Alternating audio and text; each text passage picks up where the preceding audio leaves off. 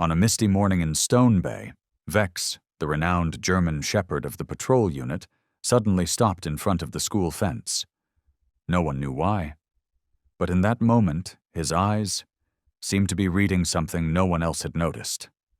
Just minutes later, that single act unraveled an entire investigation, where a child was kept safe at the most critical moment, and a dangerous plan was halted before it could begin. What did Vex see beyond the fence? And what was hidden behind that gaze? This story may change the way you see dogs forever. As the first light filtered through the old oak canopies surrounding the town of Stone Bay, a fine mist clung to the ground like a silk scarf laid gently across the earth. The breeze was cool, drifting down the row of old brick buildings, carrying the scent of damp pine needles and a faint trace of coffee from the corner cafe. It was just another November morning, or at least, that's what everyone thought. In the small wing reserved for patrol officers, Rowan Calder fastened her belt, buttoned her collar, and stepped into the chill of the concrete hallway. At 28, she still kept the habit of checking every piece of gear as if prepping for a final exam. Radio, flashlight, sidearm, pepper spray, each in its proper place. But the only thing that gave her true peace of mind was the leash coiled tightly in her right hand, its end connected to a silent figure waiting behind the patrol car. Vex didn't bark, growl, or scratch at the doors like most canines. He simply sat still, head lifted, eyes fixed on the foggy road ahead, as if he were listening to a broadcast only he could hear. Rowan opened the door. "Come on up, old friend." She didn't remember when she'd started calling Vex that. Maybe it was the day they met, when he refused to make eye contact for a full 30 minutes, but still chose to sit beside her, unmoving. Vex was a textbook German shepherd, muscular frame, upright ears, a sleek coat of black and tan as if groomed by human hands. But what set him apart wasn't his form. It was his eyes that felt too knowing, too steady, like he lived on an entirely different emotional frequency. Vex didn't wait for commands. He read the moment. He chose. And that was exactly why 2 departments before hers had turned him away. "Unmanageable," someone had once said. "Doesn't follow protocol," another concluded. But Rowan didn't need a model K9. She needed a partner, someone real. When Vex leapt into the back seat, he made no sound. He didn't wait for permission. He didn't need a prompt. He knew it was time for patrol, just like every other morning. The car rolled out from the lot and merged into the gray-streaked road, mist curling up the sides of the tires. The windows fogged up from the inside, and Rowan wiped one clear before glancing at the small dashboard clock. 7:02. They had 30 minutes before the children started flooding into Alder Grove School. She turned into Forest View Lane, the long stretch running alongside the town's main park. The maple trees lining the sidewalk had shed most of their leaves, only a few dark crimson ones clinging on like they were trying to defy winter's arrival. The wind stirred the branches, creating a hush that moved like breath over the land. On the surface, Stone Bay looked peaceful. Friendly locals, cozy cafes where everyone knew your name, and just 2 schools, both within 3 miles of the station. But Rowan knew, the quieter a place seemed, the more room there was for darkness to slip in. She had seen it before.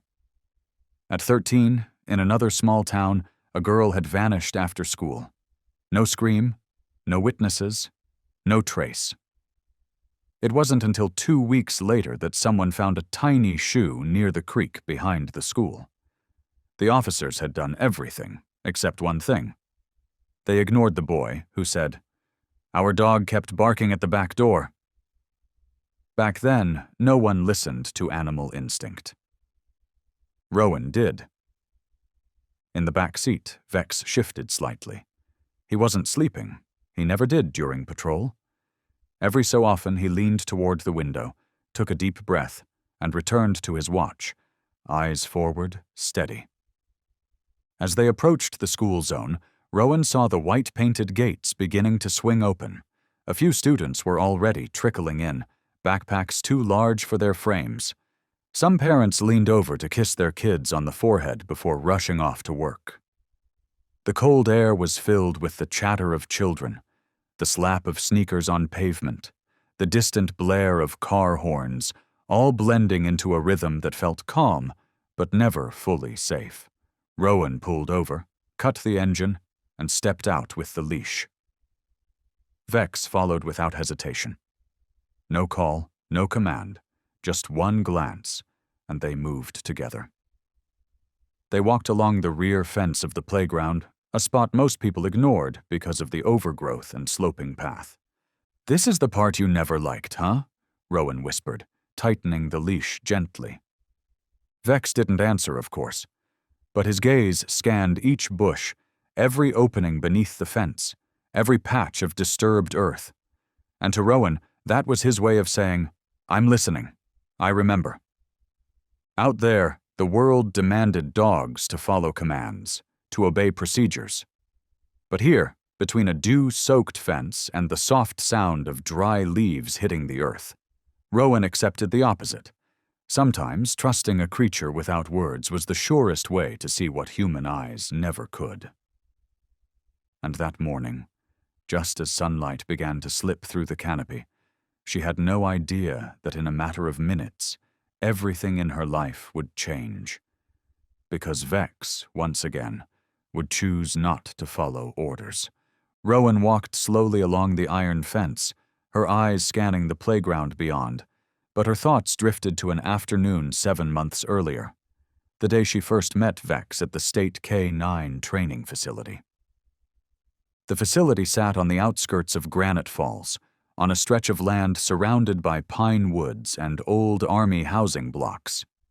In the training yard that day, dozens of dogs were running through basic drills: scent tracking, signal response, movement precision. Every dog stood in a neat line, eyes on their handler, waiting for the command.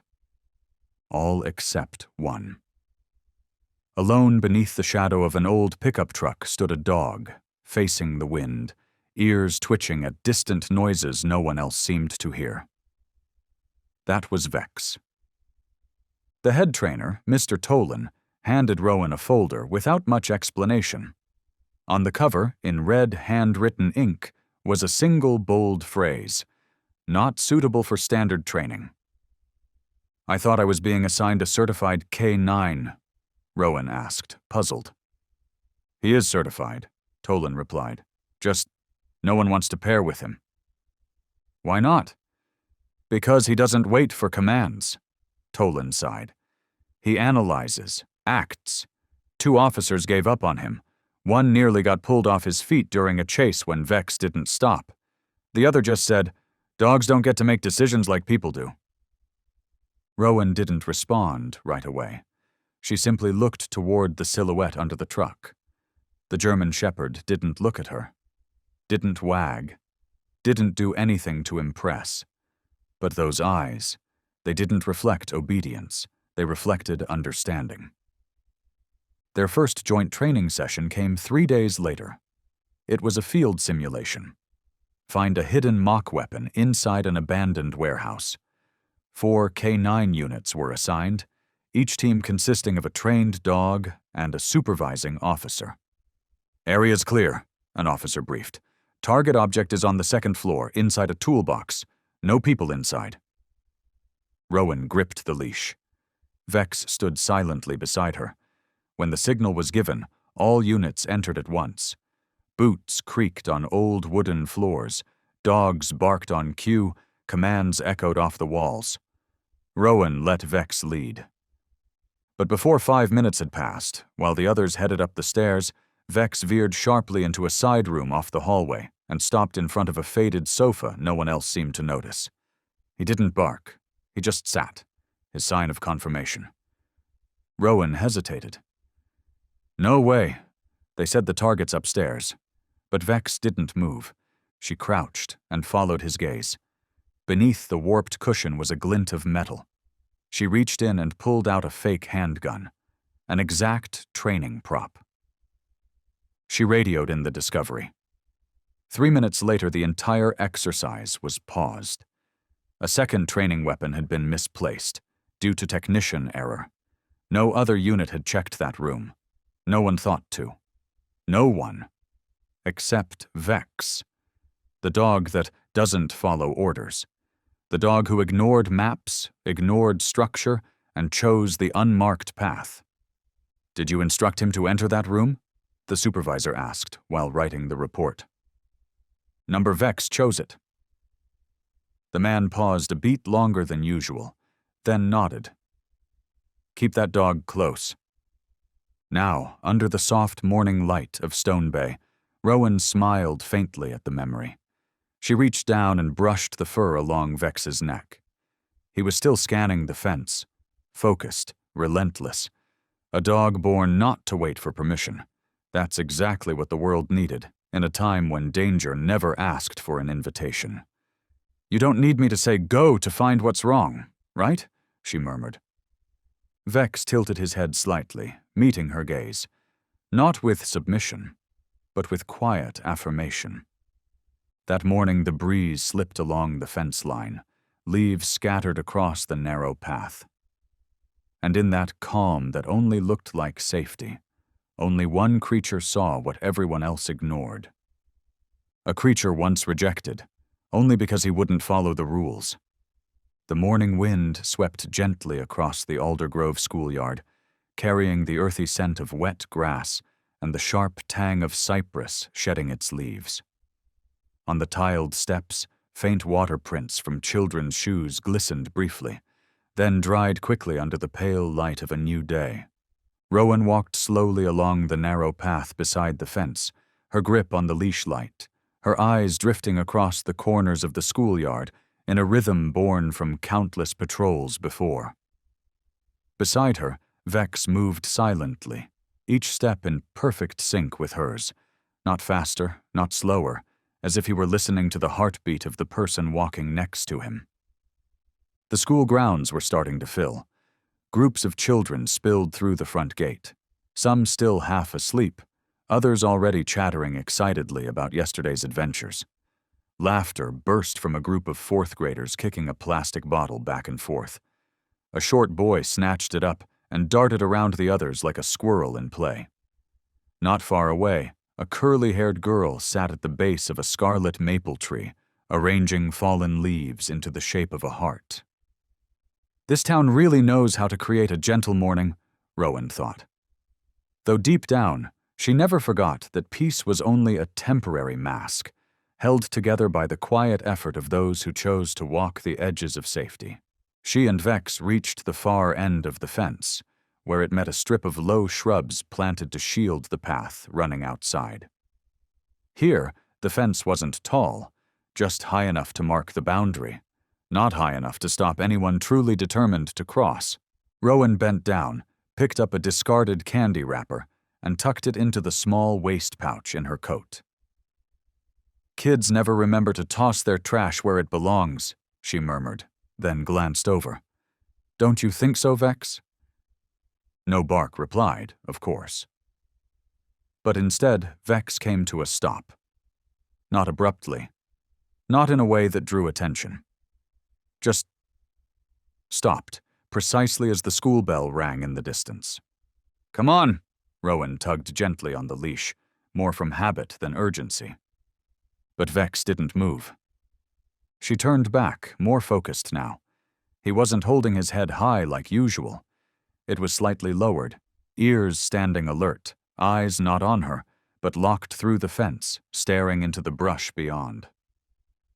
"What is it?" she asked quietly, her gaze following his. Only dry shrubs, tangled weeds, and a few pine branches scattered from last season's winds. No movement, no sound. But Vex remained still. His body coiled tight like a drawn bowstring. His tail didn't flick. His nose moved in slow, deep inhales, then stopped, each pause like a system calibrating, sorting something the human senses couldn't register. Rowan's instinct stirred. She'd seen this before. This wasn't mere alertness. It was recognition. "Someone there?" she whispered. But she didn't act just yet. This was a school zone. Children, parents, faculty. A wrong move here could trigger misunderstanding. She crouched beside Vex, fingers tightening slightly around the leash, just in case he moved without warning. His breath was heavier now, but still steady, like a machine beginning its silent diagnostic. His eyes met hers for one brief moment, not to ask, but to signal. And Rowan understood. She'd sat through the training. She knew every line of the manual detailing how to respond when a K-9 flagged a potential threat near sensitive civilian areas. But what she chose to do was different. She stepped past the fence line, inching closer to where Vex was still fixed in place. A faint breeze moved through the air. Dry leaves rustled. The smell of disturbed soil mixed with something else, a sharp, lingering odor of sweat soaked into old, heavy fabric, swept past her nose. She froze, scanning every patch of underbrush. No one visible, but her doubt had vanished. Something wasn't right. Back in the yard, students were lining up for class. The laughter had faded, replaced by the clatter of doors closing, chairs sliding, and the hurried steps of a few kids running late up the schoolhouse stairs. Only Rowan and Vex remained. And something else, hidden just beyond the illusion of safety. A silence spread across the space, like a second layer of fog, thinner, colder. And in that silence, Rowan felt it with certainty. This was no longer just a quiet morning patrol. Vex had stopped completely. Not the kind of stop that came from weariness or curiosity. It was the stop of a sentinel, when the wind shifts and instinct whispers that something is wrong, long before anyone else even knows where to look. Rowan stood next to him, feeling the leash pulled tighter against her palm. What had seemed like an ordinary strap now felt like a nerve, stretching from her heart directly to Vex's intuition. His body didn't tremble, didn't growl, didn't even twitch, but the stillness around him grew heavier with every passing second. She bent down again and whispered, "Vex, what do you see?" No sound came back. Only that stare, eyes fixed not just through the fence, but through the weeds, the pine brush, and the shadowed corners where morning light hadn't yet dared to reach. Rowan followed his gaze, but all she saw were leaves swaying gently in the breeze and patches of shadow lying perfectly still. Still, she didn't doubt. She had seen that look before, the same look that once led them to a hidden weapon 3 K-9 units had missed. And this time, that look was even sharper, even more strained. Vex slowly lowered his head, body sinking instinctively into a stalking posture. He didn't charge, didn't growl, just shifted his weight forward, every muscle drawn tight. A silent tension, but unmistakable, like a bowstring pulled to its limit. The air changed, not in temperature, but in sensation. That distinct feeling every seasoned officer knows, the moment when something moves just outside your line of sight, yet dangerously close to your line of risk. Rowan's grip on the leash tightened slightly. Her index finger slid to the safety latch on her flashlight, and the radio clipped to her belt. She didn't signal, yet. Experience told her, if Vex hadn't made a sound, the threat wasn't close enough to cause panic. But it was getting there. A breeze swept across her face, carrying the scent of wet earth and wild grass, laced faintly with the metallic tang of rusted iron from the old fence, weathered by countless storms. And in that fragile moment that only looked like peace, every one of Rowan's senses tuned to Vex. She leaned closer, whispering once again, "Tell me, what are you reading?" Vex didn't look at her. He didn't have to. Because those eyes, from the first second to now, remained locked on a blind spot nestled between the outer bushes, unblinking, unwavering, as if, beyond the fence, it wasn't just foliage he saw, but another gaze staring back.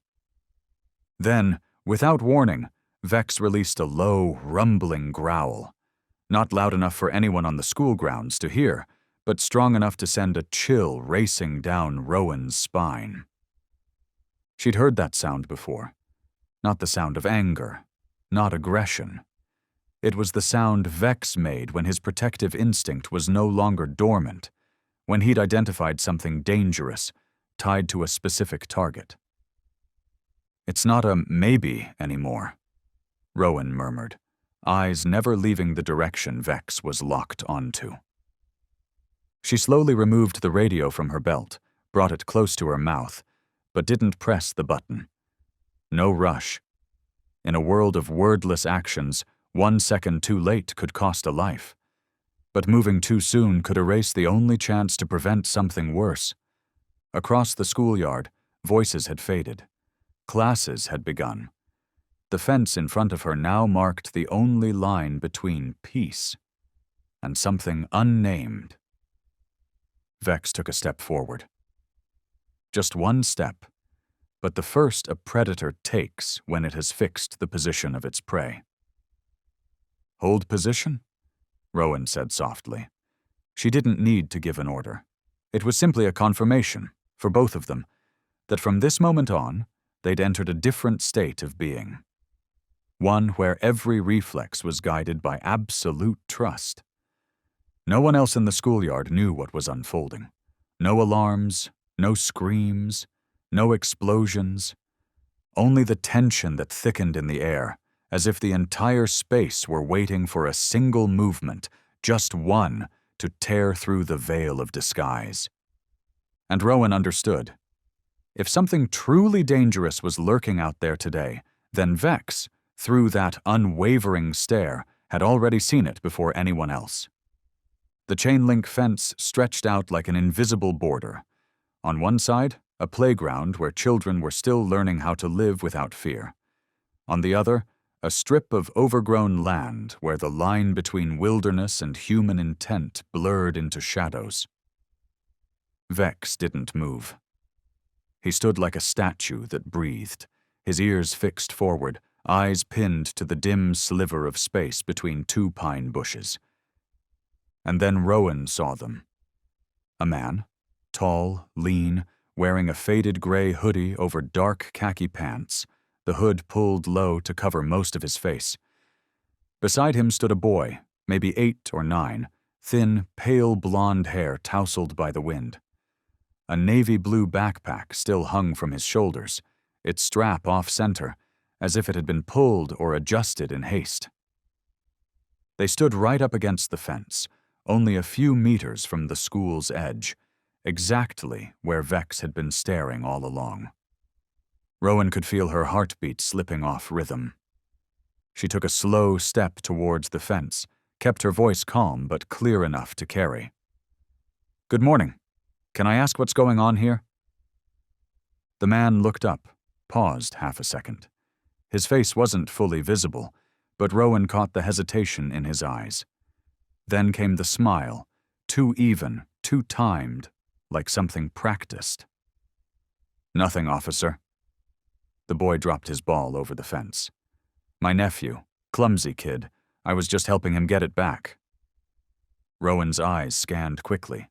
The boy's hands, no ball. The ground, no ball. His eyes, no engagement. The boy said nothing. He didn't confirm the man's words, didn't nod, didn't smile. He just stood there, rooted to the spot, wide-eyed and glassy, as if struggling to process what had just happened to him. "What's his name?" Rowan asked, her voice gentle but firm. The man smiled again. "Oh, he's just shy. Doesn't do well with strangers.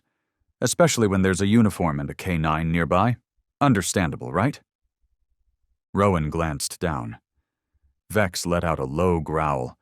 It wasn't a playful sound. It came from deep in his throat, where every nerve in his body was vibrating in warning. It wasn't loud enough to draw a crowd, but clear enough to leave no doubt. It was a sound that only surfaced when something had crossed the line of acceptable. Rowan didn't turn her head. She kept her eyes on the boy. "What's your name?" she asked softly, voice low enough to cut through fear. The boy pressed his lips together, then glanced sideways at the man. Too afraid to answer. The man took a step forward, subtly placing himself between Rowan and the child. "He's just tired. I think we'll be going now." "Stop!" Rowan's tone dropped, and then a detail chilled her spine. The man's hand resting on the boy's shoulder, fingers not firm but intentional. It wasn't a protective gesture. It was control. Vex growled again, sharper this time. His body shifted forward, weight coiled like a spring held back only by the loop of leash clenched in Rowan's hand. The man flinched. His hand snapped off the boy's shoulder like it had been burned. Rowan raised her radio, eyes locked on the target. "This is Patrol Unit Stone Bay 14, reporting a possible unauthorized contact with a minor at the eastern perimeter of Alder Grove School, requesting immediate backup." Then came the moment that squeezed her throat. The boy, finally, spoke. "He's not my uncle," he whispered. "I don't know his name." Rowan didn't need another word. In her mind, the entire protocol fell into place, and the first to recognize it wasn't her radio, wasn't her training. It was Vex, the dog once dismissed as non-compliant. He stepped forward. The air stopped moving.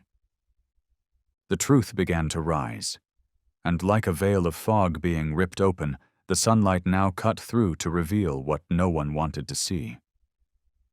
The breeze had softened, but the chill in the air no longer came from weather. It came from a child's terrified eyes, from feet that shuffled back half a step, unsure where to run. The boy looked at Rowan, then slowly turned his face the other way, toward the man whose fake smile had cracked under the weight of exposure. He said, "My mom had an accident," the boy murmured, so quietly that Rowan had to focus all her attention to catch it. He said, "Someone was coming to get me." That one sentence, short but cutting like a blade, sliced the line clean between suspicion and confirmation. Rowan's fingers tightened on the radio. Her eyes stayed locked on the man. "So you're not family?" she asked, her voice no longer soft. The tone shifted completely, not loud, not threatening, just the voice of someone ready to act. The man didn't move, but his eyes started to, darting, calculating. I don't have any ID on me. I really was just trying to help," he said, pulling his hands closer to his sides, as if trying to hide something. Vex growled again. Clearer this time, louder, like he was stamping an official seal onto the moment. This wasn't a misunderstanding. Rowan stepped forward. "I need to see your identification, now." The man didn't answer, but in his eyes, something shifted. A switch pressed too hard for too long. And then he did the one thing Rowan was trained to fear most. He turned, shielding the boy, and stepped back. Rowan's voice dropped lower. "Do not move. Any further action will be considered resistance and may be met with force." But her words didn't land. The man's eyes flicked right, toward the edge of the fence line, where the pine trees grew thick and tight, just wide enough to slip through if you knew the path. "Vex," Rowan called softly. The dog didn't charge, didn't lose control. He simply tilted his head, lowered his stance, and readied himself like an arrow pulled tight against the bow. Every muscle along his back twitched, not in tension, but in preparation. "What's your name?" Rowan asked the boy, one last time, her voice now a whisper meant only for him. "Sam," the boy choked out. "My name's Sam, and my mom's not hurt. I saw her this morning." Rowan nodded. That was enough. She pressed the button on her radio. "Stone Bay 14, confirming emergency situation. Male adult attempting to abduct minor. No familial verification. Suspect showing signs of flight. Requesting nearest unit to perimeter east fence of Alder Grove.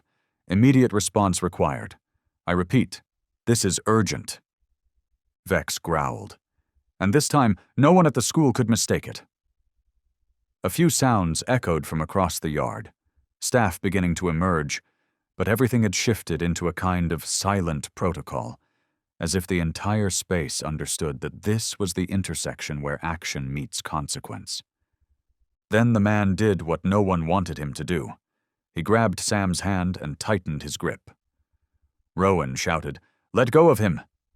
That boy is not going with you." His face shifted, slipping from manufactured calm to exposed panic.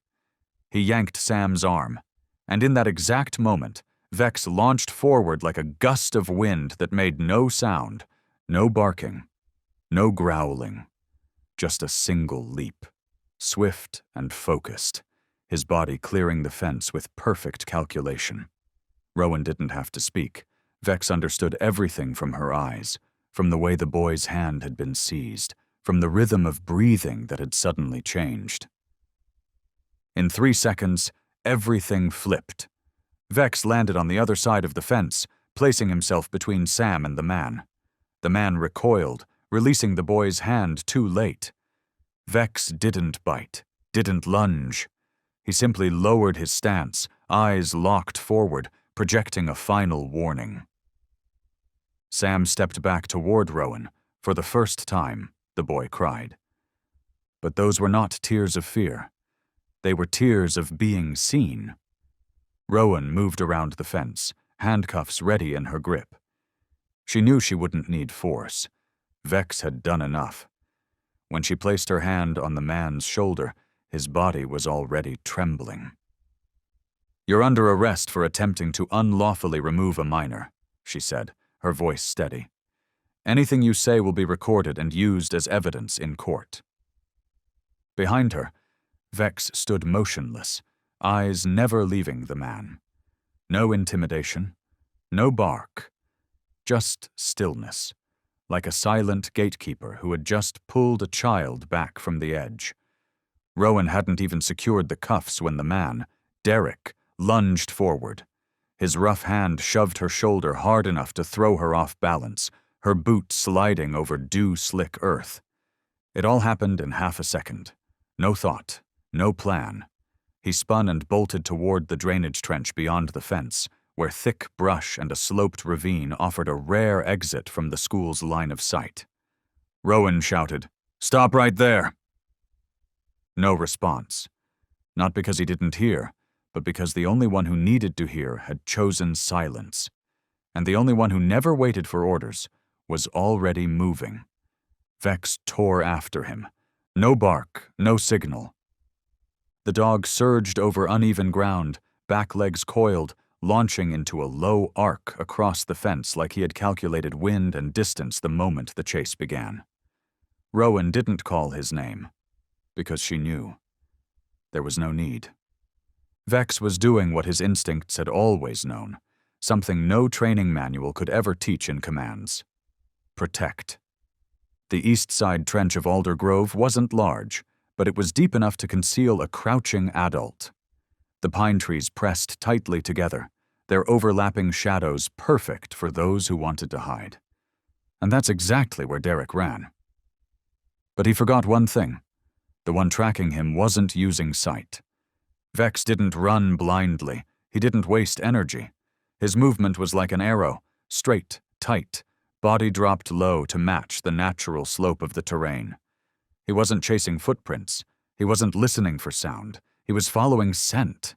Human breath under strain. the chemical surge of fear, the faint musk of scalp sweat, something no guilty man could ever mask.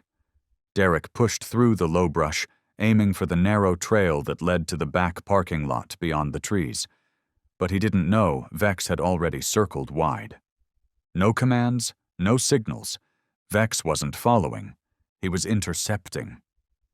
Just as Derek crested the trench, ready to break toward the main road, he froze, staring straight into the chest of a muscular, fur-clad figure blocking the only exit. No growl, only a gaze that pierced through every defense Derek thought he had left. He turned, tried to double back. But Vex moved first. A side lunge, legs exploding from the ground, a calculated strike at the ankle, not enough to maim, just enough to end the escape. Derek crumpled to the dirt, writhing. Vex didn't bite, didn't pin. He stood over him, let out one final growl, a quiet seal on a completed mission. When Rowan arrived, she met Vex's gaze. Calm, certain. It was over. No orders. Just a hand resting gently on the dog's shoulder. "Good work, Vex," she whispered, exhaling for the first time in 5 suffocating minutes. Below, Derek tried to push himself up, only for Rowan's voice to strike him still. "Don't try again. You won't get away. Not when your opponent is someone who doesn't wait for orders to do the right thing." Far in the distance, the treetops swayed gently in the breeze. Sounds of school life began to return. The bell ringing, children shouting from the gym yard, as if the world had found its rhythm again after a long, suspended breath. Vex sat beside Rowan, eyes still alert.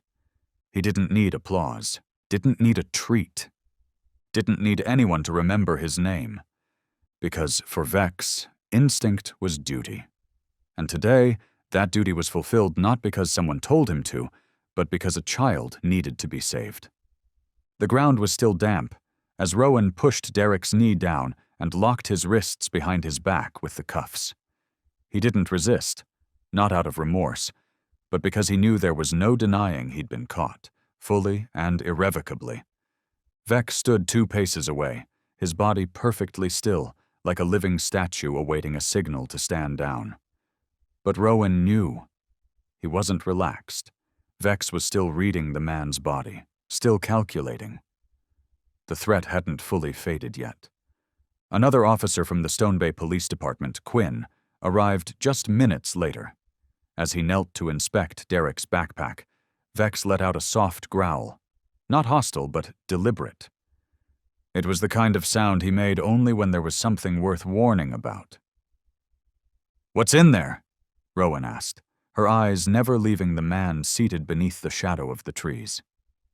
Quinn carefully unzipped it, and from the worn, gray fabric of that bag, the truth began to emerge, as if it had never been hidden well enough.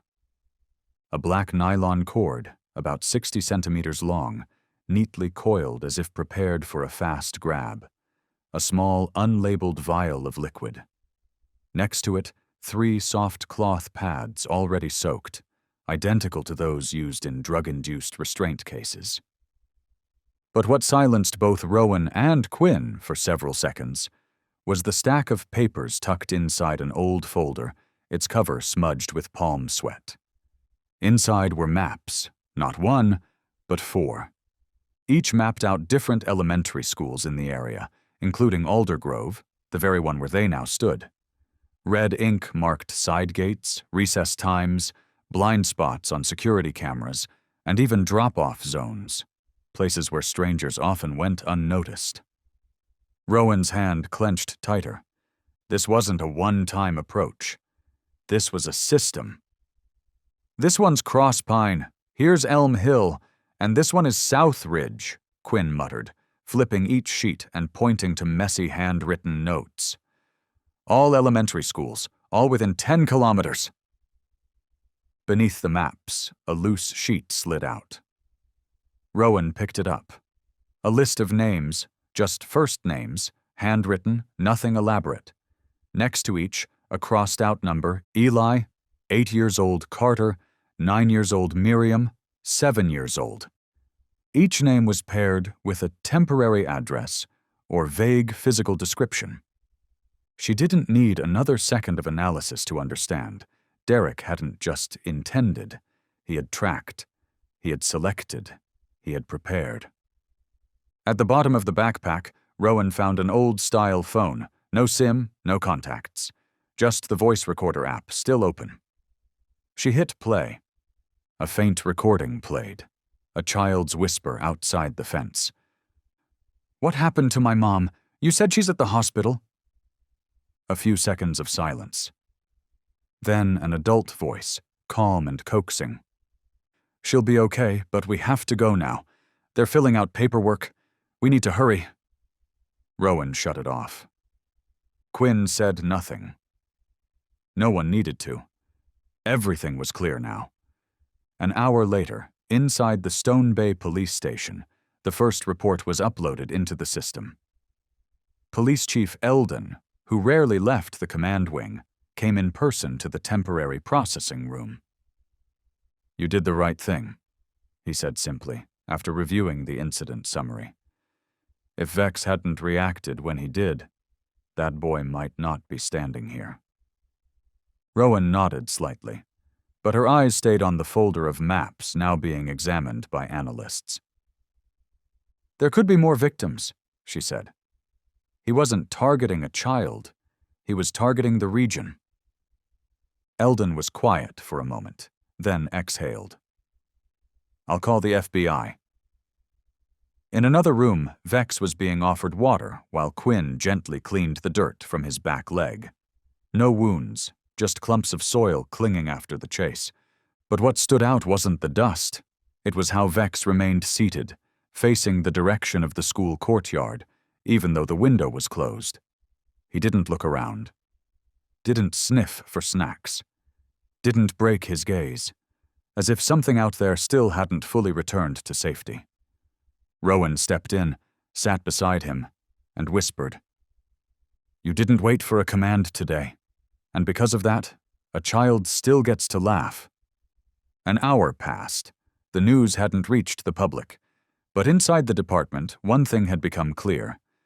Vex hadn't just stopped a kidnapping. Vex had disrupted the beginning of something far worse. And the most powerful weapon that morning wasn't a firearm, wasn't a badge. It was an instinct, trusted at the right moment. The medical room at Stone Bay Police had a soft amber light, not too bright, not the sterile chill found in other places. A window cracked open, letting in a strip of late afternoon sun, the kind of light often forgotten on anxious days, but capable of softening even what we don't yet know how to name. Silas Doss sat quietly on a cushioned chair, his shoes still stained with dirt, his thin jacket dusted with dry leaves. He wasn't crying. He didn't ask questions.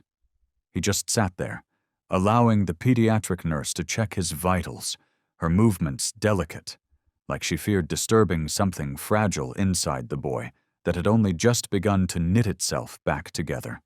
Rowan stood outside the glass, arms crossed, heart still racing from the chase that had ended only moments before. Vex lay at her feet, no commands given, no explanation needed. The door opened. A young doctor stepped out and nodded gently. "Physically, he's fine. No injuries. But emotionally..." He paused, choosing his words. "He's been silent a little longer than usual for a child his age." "Did he say anything at all?" Rowan asked. "Just one sentence," the doctor replied. He said, "I don't know how to say thank you, because the dog understood what I couldn't." Silas was given time to rest in a small recovery room. An officer handed him a round cookie and a cup of milk. He held both, but didn't eat. When Rowan entered, Silas didn't look up right away. He sat still, like part of him was still back there, on the other side of the fence, beneath a gray sky, answering a voice he wasn't sure he should have trusted. Rowan sat down across the room, keeping enough distance not to pressure him. "Do you remember the dog's name?" she asked softly. Silas nodded slightly. Vex. Then he turned, slowly, quietly, and for the first time, his eyes landed on the corner of the room, where Vex lay with his head resting on his paws, gaze fixed on Silas, unblinking. "Do you want to go to him?" Rowan asked. Silas didn't answer, but he stood. There were no footsteps, only the subtle shift of air, like walking through fog thick enough to hush even the lightest movement, where both children and adults must tread gently not to disturb what was fragile. He walked up to Vex. The dog stayed still, no barking, no motion, only the slightest lift of his brow, just enough to show that he was listening. Silas knelt. His small fingers reached forward and rested gently on Vex's forehead. No one said a word. No one breathed too loud. There was only the touch. Simple, honest, quiet.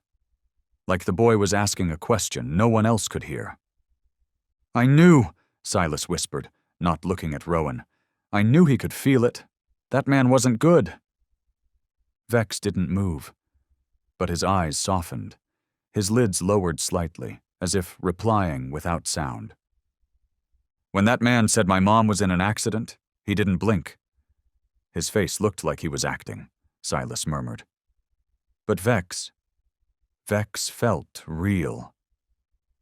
Rowan's fingers curled slightly, but she said nothing. What needed to be said was already being shared, in a language children spoke best, one that only emerged when adults stepped back far enough to let emotion breathe.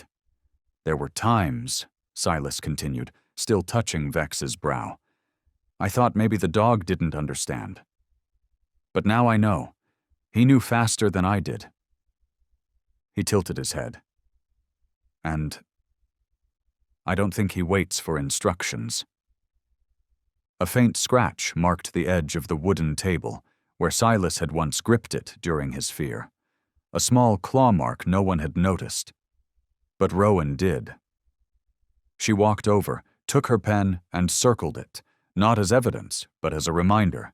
Even silence leaves a trace, just like the boy's hand, once clawing at empty air in desperation. Just like Vex's gaze, once seeing straight through a fence no human had truly looked past.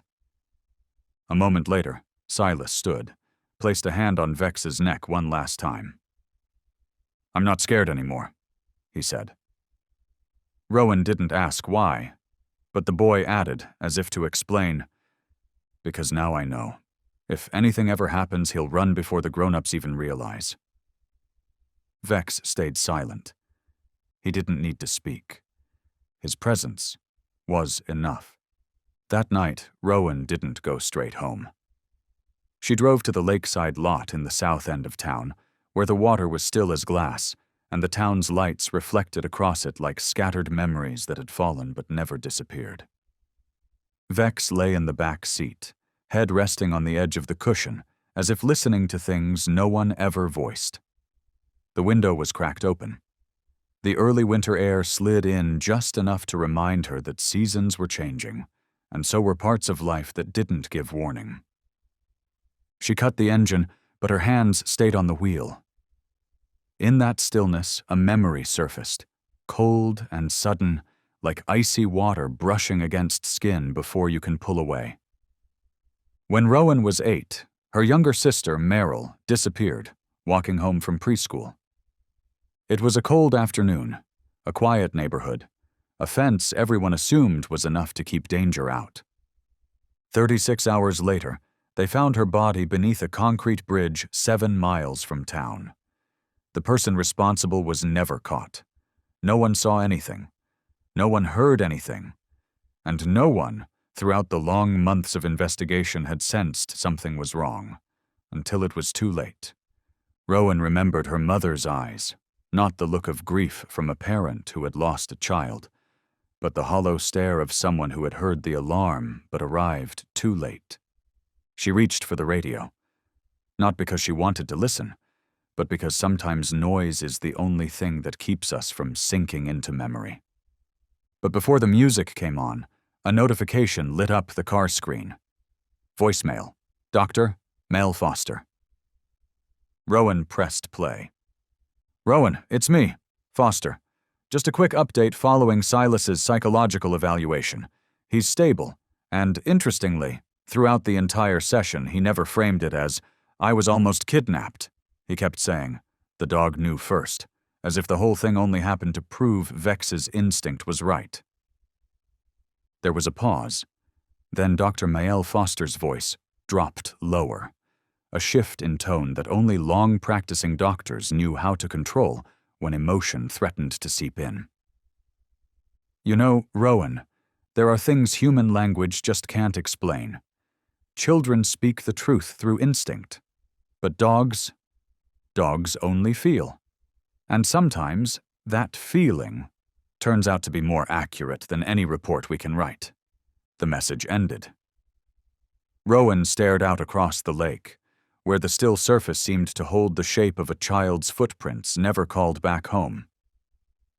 There was a time, long ago, in her own psychological intake form, when she'd written, "If someone had noticed something was wrong sooner, maybe my sister would still be here." But today, for the first time in 20 years, that thought changed. If there had been a dog like Vex that day.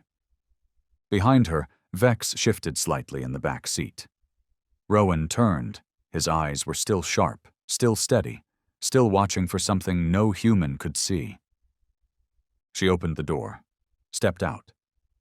Vex followed.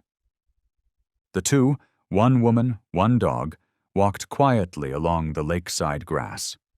No words. None needed. At the bend, where a red maple stood nearly bare, Rowan stopped. She looked at Vex, then gently sat beside him. "Meryl used to tap my knee when we walked," she said, as if Vex could understand. "Just to make sure I was still there beside her." Vex inched closer. No whimper. No sound. Just lowered his head, resting it on Rowan's knee, the way a child might, when needing to feel safe. An hour later, back at the car, her phone buzzed. A call from the station. A colleague's voice came through. "We've extracted a lot from Derek's laptop. Looks like Silas wasn't his only target." Rowan gave a quiet nod no one could see. She glanced at Vex. "It's starting again," she whispered. "But this time, no one disappears." Vex didn't move, but his gaze fixed forward, locked on the trail that led back to town, back to where children would laugh again tomorrow, would run, would believe fences were enough to keep them safe. And this time, there would be something standing there. Something that felt the danger no one had spoken aloud. Something that would act before anyone else even realized what was wrong. The next morning, wind swept harder than usual across the east corner of Alder Grove School. The chill didn't come from the air, but from something unspoken, something resting quietly in the hearts of those standing behind the yellow police tape. They were parents, grandparents, the same faces who walked this path every morning, delivering children into a world they believed was secure. But today, they stood still, staring at the edge of the playground beyond the iron fence, just steps away from a shallow ditch, and past that shadow. A young mother clutched her toddler and tightened her hold on a tiny backpack. Her voice broke as she whispered to someone beside her. "We walk past that fence every day. No one ever thought someone might be waiting on the other side." A local news van parked at the corner. Two reporters set up their equipment, trying to capture the image everyone would watch during dinner. But they didn't speak. No one shouted.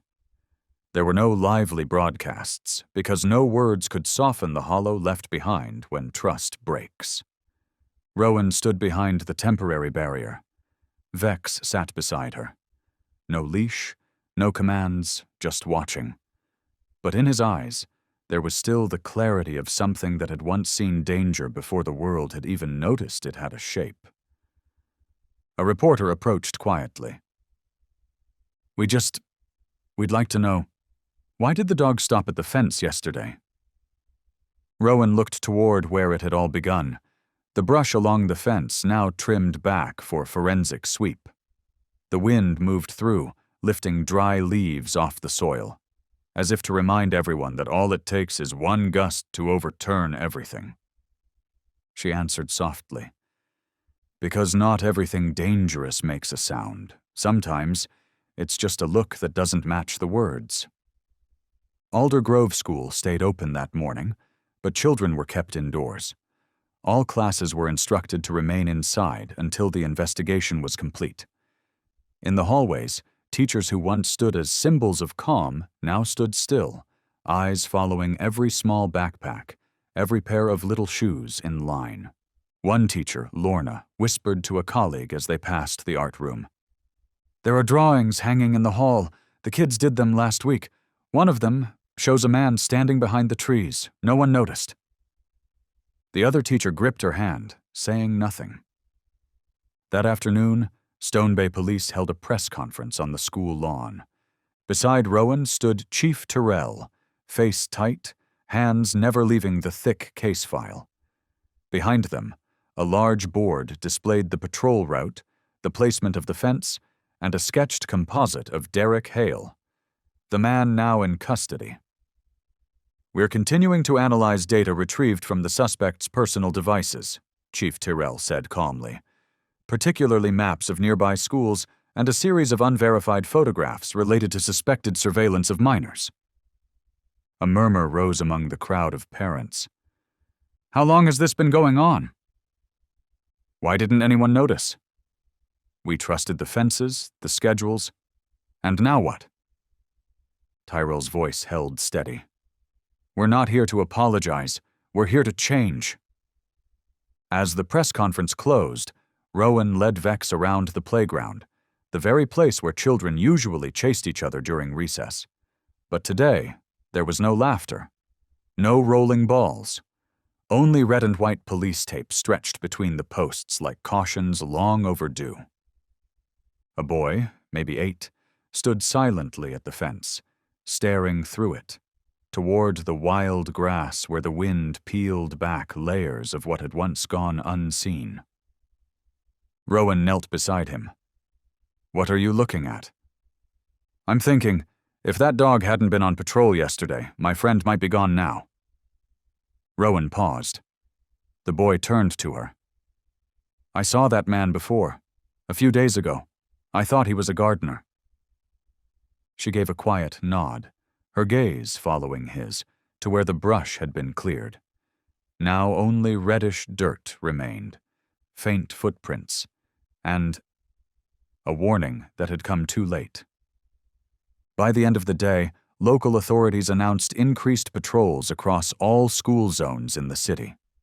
A new training initiative on identifying behavioral red flags would be rolled out for teachers and parents, a concept that had never been formally discussed before. Rowan received a message from Dr. Foster. Silas had finally slept through a full night. He told me he wants to be a school watchman when he grows up, not to guard the doors, but to guard the view beyond the fence. She looked at Vex, still walking beside her like a shadow. "We're not waiting for fences to break anymore," she murmured, almost a vow. "We rebuild the barrier, inside the eyes, the ears, the instinct." Vex lifted his head, his eyes shining in the cold afternoon. The wind swept through the school grounds again, but this time it carried a reminder. Peace is never pre-installed. It's something that must be protected, every day. That evening, inside the Special Investigations Unit of the Stone Bay Police Department, the air was tight with silence. The sterile white light glared off the digital board at the head of the room, where a single crimson headline burned across the screen. "Derek Hale, Movement Analysis." Rowan stood in the corner, arms folded, eyes fixed on the screen. Vex lay at her feet, not resting, but as if sinking his stillness to the tension vibrating off the one person he trusted most. FBI agent Rebecca Mays pointed to the digital map now displaying a time-stamped sequence. 3 states, 8 towns, 6 elementary schools tracked, and likely more if we hadn't caught the pattern. The timeline made it undeniable. Illinois, Wisconsin, now Stone Bay, a cold black loop stretching 3 years across regions that once believed they were safe. A technician presented the digital forensics report. They'd recovered data from 3 devices, 2 burner phones and 1 laptop. No contacts, but hundreds of covert photos, school gates, children with backpacks, bus routes, even staff nameplates on front office desks. This wasn't impulsive. This was infrastructure, Agent Mays said, her voice deliberate. He had an operating model, and more importantly, he knew how to disappear. In a clip from a convenience store's security camera in a neighboring state, Derek's figure appeared, hood up, mask on, but unmistakably alert in movement and habit. An FBI analyst added, he used aliases, paid in cash, stayed only at budget motels, and never remained in one location longer than 2 weeks. All he needed was a gap, the analyst continued. One blind spot in the system, and here in Stone Bay, he thought he'd found it. Rowan stared at a still frame from a school in Wisconsin, its layout hauntingly similar to Alder Grove. She whispered, he's been rehearsing this for 3 years. The meeting shifted into legal history. Derek had once been arrested for approaching children in a park, but charges were dropped due to insufficient evidence. The court mandated 6 months of behavioral monitoring, after which the case was sealed. Why? He used false identities, changed addresses constantly, always vanished before local authorities could trace him to the core. Rowan's hands clenched, nails pressing into her palms without her realizing. We didn't just stop a kidnapper, she said. We stopped a chain of wounds that didn't yet have names. That night, after returning to the precinct, she walked with Vex through the rows of archived case files, where unresolved histories sat in dim silence. She stopped at drawer 318. Inside was the cold case file of her sister, Meryl Calder, missing all those years ago. No witnesses, no leads, and no one had felt that something was off until it was far too late. Rowan opened the case file and flipped through each page. Then suddenly, her eyes stopped. A crayon drawing by a kindergarten teacher, rough and simple, showed a man standing behind the school fence, half hidden in the bushes. No one had ever looked past that page. No one had thought that sometimes the truth comes from a child too young to lie. Vex nudged against her leg. No sound, no bark. Just one quiet press. Enough to remind Rowan that something terrifying was repeating itself, now being pulled into the light. The following day, the mayor of Stone Bay convened an emergency meeting at City Hall, gathering school principals, community leaders, and police representatives. Rowan was invited to speak. She didn't bring a report. She simply stepped up, with Vex beside her. I'm not here to retell what Vex did, she began. You already know that. I'm here to talk about what we didn't do, about the silence we mistook for safety, about the eyes we ignored, the little behaviors we dismissed because we thought, it's probably nothing. She paused, then looked down at Vex. Vex didn't need a verdict to know who the predator was. He didn't wait for consensus to act. He just did what was right, because he felt it was right. The hall was silent. Not a single cough, no phones clicking. Then someone stood. The principal of Alder Grove. I want my school to be the first to implement a behavior alert system, and I want a permanent K-9 unit, even if the budget isn't ready. Another person rose, then another. It felt like the town had just realized they didn't fight danger with fences. They fought it with shared awareness, and with instincts that no one had ever taught them to forget. That afternoon, Rowan and Vex walked behind the Alder Grove playground, The children were allowed to play again, but this time with an extra watch. Not a security guard, but a mother, standing at the edge, eyes fixed on her child. Silas spotted Rowan from across the yard. He ran toward her, didn't ask anything, just rested his hand gently on Vex's back, where the warm fur felt like a tether between life and instinct. Rowan leaned down and whispered, "Are you okay?" "Yeah," Silas replied, "but I keep thinking. There might be another kid who won't have Vex. We've got to tell them what he felt." Vex said nothing. He just lowered his head into the grass, where the last light of day filtered through the trees, as if just lifting his head was enough to see that the world was still worth protecting. The Federal Behavioral Data Center was nearly 200 miles from Stone Bay, nestled in a barren ridge where the ground was as cold as unfinished concrete. But inside its soundproof control room, thousands of case files were being cross-referenced, not to find individual criminals, but to uncover recurring predator patterns hiding in the dark. Agent Rebecca Mays sat across from Rowan Calder at a round table, under a soft but serious light where every furrow of the brow was visible. Behind them, a large screen displayed Behavioral Profile, Derek Hale, Case ID D-19362-AR3. "He didn't choose Silas randomly," Rebecca began. "He chose him because Silas had a consistent schedule, moved independently, and didn't interact much with adults behind the school. He logged that pattern in his journal for at least 5 days. A timeline appeared, each date and hour marked alongside notes from Derek's handwritten logs. 8:35, blue backpack, walking alone. 9 a.m., stands near east corner, out of teacher's sight. 9:12, no adults within 12 meters. Rebecca moved on to the behavioral modeling. He replicates scenarios, doesn't stick to one method. He adapts depending on the school layout. The common thread, he always stages a situation involving mom, a tactic to exploit children's sense of worry and duty toward their parents. Rowan nodded faintly, eyes locked on the screen, where Derek's behavioral profile flashed.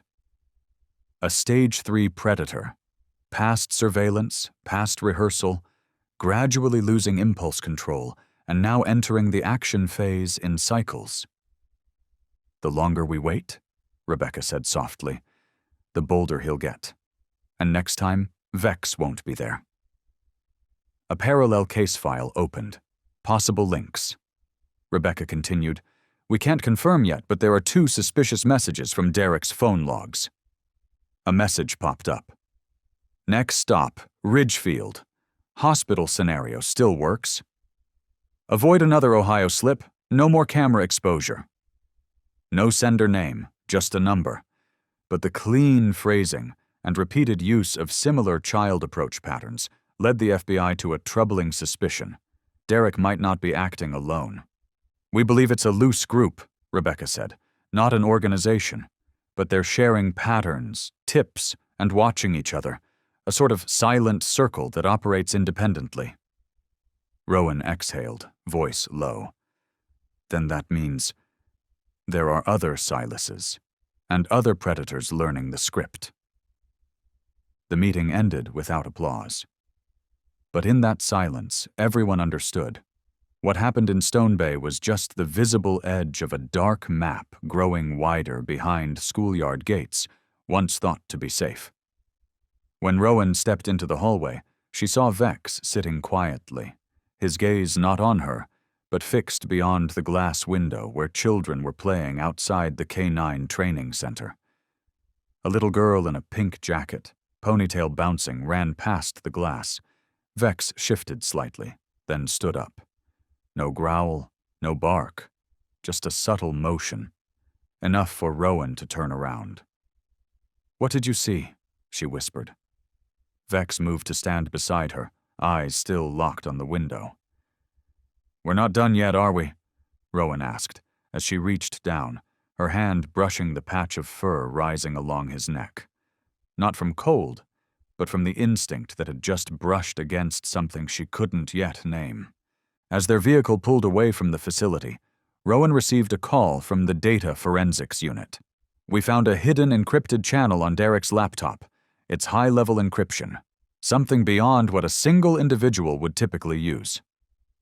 We're still decoding it, but early indications suggest it contains school layouts from states where no incidents have ever been reported. Rowan didn't reply. She glanced at Vex, now stretched out in the back seat, eyes closed but ears slightly tilted towards the hum of the engine, as if every vibration was another clue to catalog. A familiar chime, Silas's message. "Is Vex okay today?" I told the whole class about him. Everyone wants to meet him.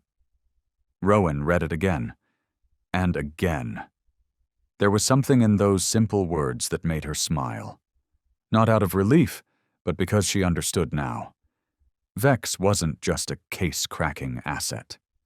He was the reason children believed in goodness again. Back at headquarters, Rebecca called. "Rowan, we found a map printed from the laptop. Someone marked it in red pen. The name of a school is on it.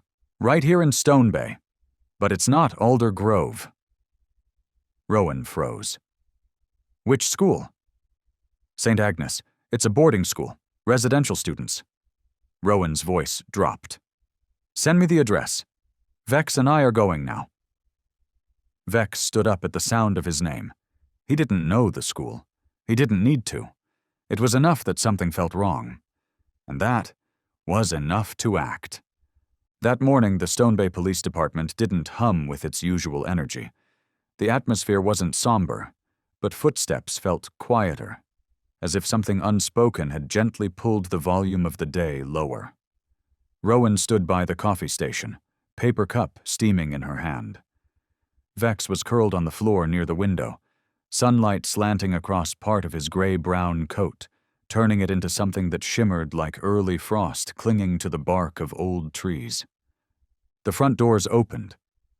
A woman in a beige coat stepped inside. Her eyes were slightly swollen, but not red.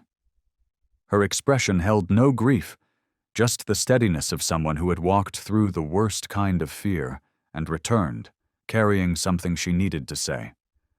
Rowan recognized her before she spoke or looked around. She walked straight toward Rowan and Vex. No hesitation, no protocol, just a direct line from door to presence. Mayra Doss, Silas's mother, the woman who days ago had believed she would never see her child again. Rowan set the cup down, nodded gently. "Are you okay?" Mayra didn't answer right away. She looked at Vex, her eyes unafraid, not cautious, but full of quiet affection. Vex didn't move, just raised his head slightly, ears alert, as if receiving the gaze with a silent kind of respect. Then Mayra stepped forward, kneeling down, and bowed deeply to Vex. No words, no tears, just one act, so simple it froze the room. When she rose, her voice was steady. "If not for this dog, I might have lost everything." Rowan was still. In her career, she had heard countless thank yous, but never one spoken without a word, by a mother who let silence do all the talking. Mayra sat on a nearby bench and gestured for Rowan to join. Between them, Vex lay still, a bridge between two worlds, one of people and one of instinct beyond language. "Silas still flinches whenever he hears a siren," Mayra said, eyes fixed beyond the window. "But he also told me, Vex doesn't bark loud because he's angry, he just wants the bad guy to know he's there." Rowan smiled softly. Her voice dropped. "That sounds like Vex. Firm, but never more forceful than necessary." Mayra looked at Rowan for a long moment, then asked quietly, "How did you know to trust him?" "I mean, if Vex disobeyed, did you ever think it was a mistake?" Rowan's gaze fell to the floor, stopping at where Vex's paw touched the leg of the chair. "I used to be taught that a good K9 is one that follows every command, but after working with Vex, I think the best ones are the ones who know when not to obey." That silence between them, brief as it was, opened something invisible. A door between a soldier and a mother, standing on the same side of a child's fragile life. Mayra reached into her coat and pulled out a small box. Inside was a metal tag, carefully engraved in the shape of a heart. Not shiny, just plain stainless steel, and carved into it by hand. You knew. Thank you. Silas. She placed it into Rowan's palm. I know Vex can't read it, but I hope he can feel it. Rowan didn't answer. She opened the box, held the tag near Vex. He sniffed it, then gently licked the engraving. That tiny gesture, needing no explanation, made Mayra laugh. A real laugh after too many days filled with tears and uncertainty. As she stood to leave, Rowan asked, Does Silas want to see Vex again? Mayra turned, smile still warm. Every day, and if possible, he wants to bring Vex to class for show and tell. Rowan chuckled. That might work, but tell Silas he'd better pack some canine snacks. Mayra walked out. This time her steps were lighter. When her silhouette faded, Rowan looked down at Vex. A mother just thanked us, not for arrests, but for being there at the right time. Vex closed his eyes, stretched out, like he agreed. On the windowsill, sunlight slanted in, casting a beam across the badge plaque in the patrol room. Rowan looked at the board, then quietly carved a new line into her mind. Not every rescue comes with sirens. Some begin with a pause, a look, and a dog who believes in what people haven't yet seen. Stone Bay was no longer the same Stone Bay it had been just a week ago. Though winter still brought its usual misty mornings and trembling trees swaying in the wind, something in the air had shifted. No one declared it out loud, yet everyone could feel it, like a crack beneath the pavement that hadn't split wide open, but made every footstep cautious. That morning, Rowan stood in front of Alder Grove Elementary, flanked by 2 other officers, part of an increased patrol team. Vex stood beside her, alert as always, though his gaze occasionally lingered on the iron gate being welded back together for the final time after it had been cut open by someone carrying zip ties and sedatives in a backpack. That gate used to be ignored. Now it was the focus of every glance. From a distance, small groups of parents walked their children to school. But unlike days before, there were no lively greetings, no bursts of laughter. Only brisk footsteps, scanning eyes, and hands clutching little ones tightly, as if letting go for even a few seconds might be all it took for someone faceless to emerge from behind the fence. "Good morning, Officer Rowan," came the voice of a father, his hand gripping the school bag of a brown-haired girl standing beside him. The girl kept her eyes fixed on Vex. "She wanted to bring candy for Vex," the man said, holding out a small bag tied with a pink ribbon. Rowan smiled and knelt to stroke Vex's head. "He'll say thank you with a tail wag," she replied. And Vex did exactly that. A soft flick of the tail, a warm look, a rare comfort in a gray morning. These were the few remaining positive moments. Meanwhile, inside the precinct's meeting room, a classified report was passed from the commander to the heads of each zone. The contents were brief. 6 other schools in Stone Bay's suburban area would shift to remote learning for now. Not due to a health emergency, but because parents no longer felt safe sending their children out of the house. In the 5 days since the attempted abduction was stopped, the number of patrol assistance requests around schools had tripled. 30% of them also asked for emergency alarm systems at private residences. In a town that, just 2 weeks ago, boasted 10 years without a major case, store windows now displayed flyers offering home camera installation for child safety. The crack wasn't in the fence. It was in the hearts of the people. Back in her office, Rowan spread a large map across the table. Small pins marked various locations: Alder Grove, Maple Ridge, Westbrook Elementary, all shared one thing in common. They were near parks, or low-lying wooded areas, places where a child could slip from view in just a few steps. She crossed out 3 locations, the places Derek had previously been spotted, confirmed by early testimonies and movement data from his burner phone. But what about the unverified ones? Rowan paused for a moment, then glanced down at Vex, still lying beneath the desk, eyes half shut, but ears subtly rotating. "Where do you think we'll find the next name?" she murmured.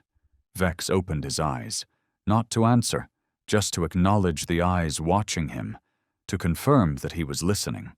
Elsewhere in a small cafe downtown, a quiet group of parents had gathered.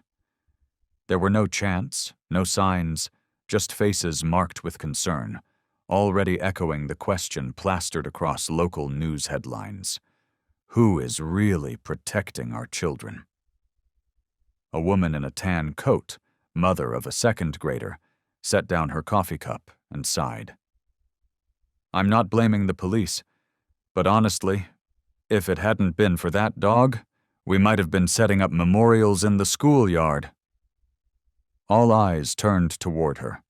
Another parent added, "I just wish every school had a Vex." That afternoon, Rowan and Vex returned to Alder Grove. School was letting out.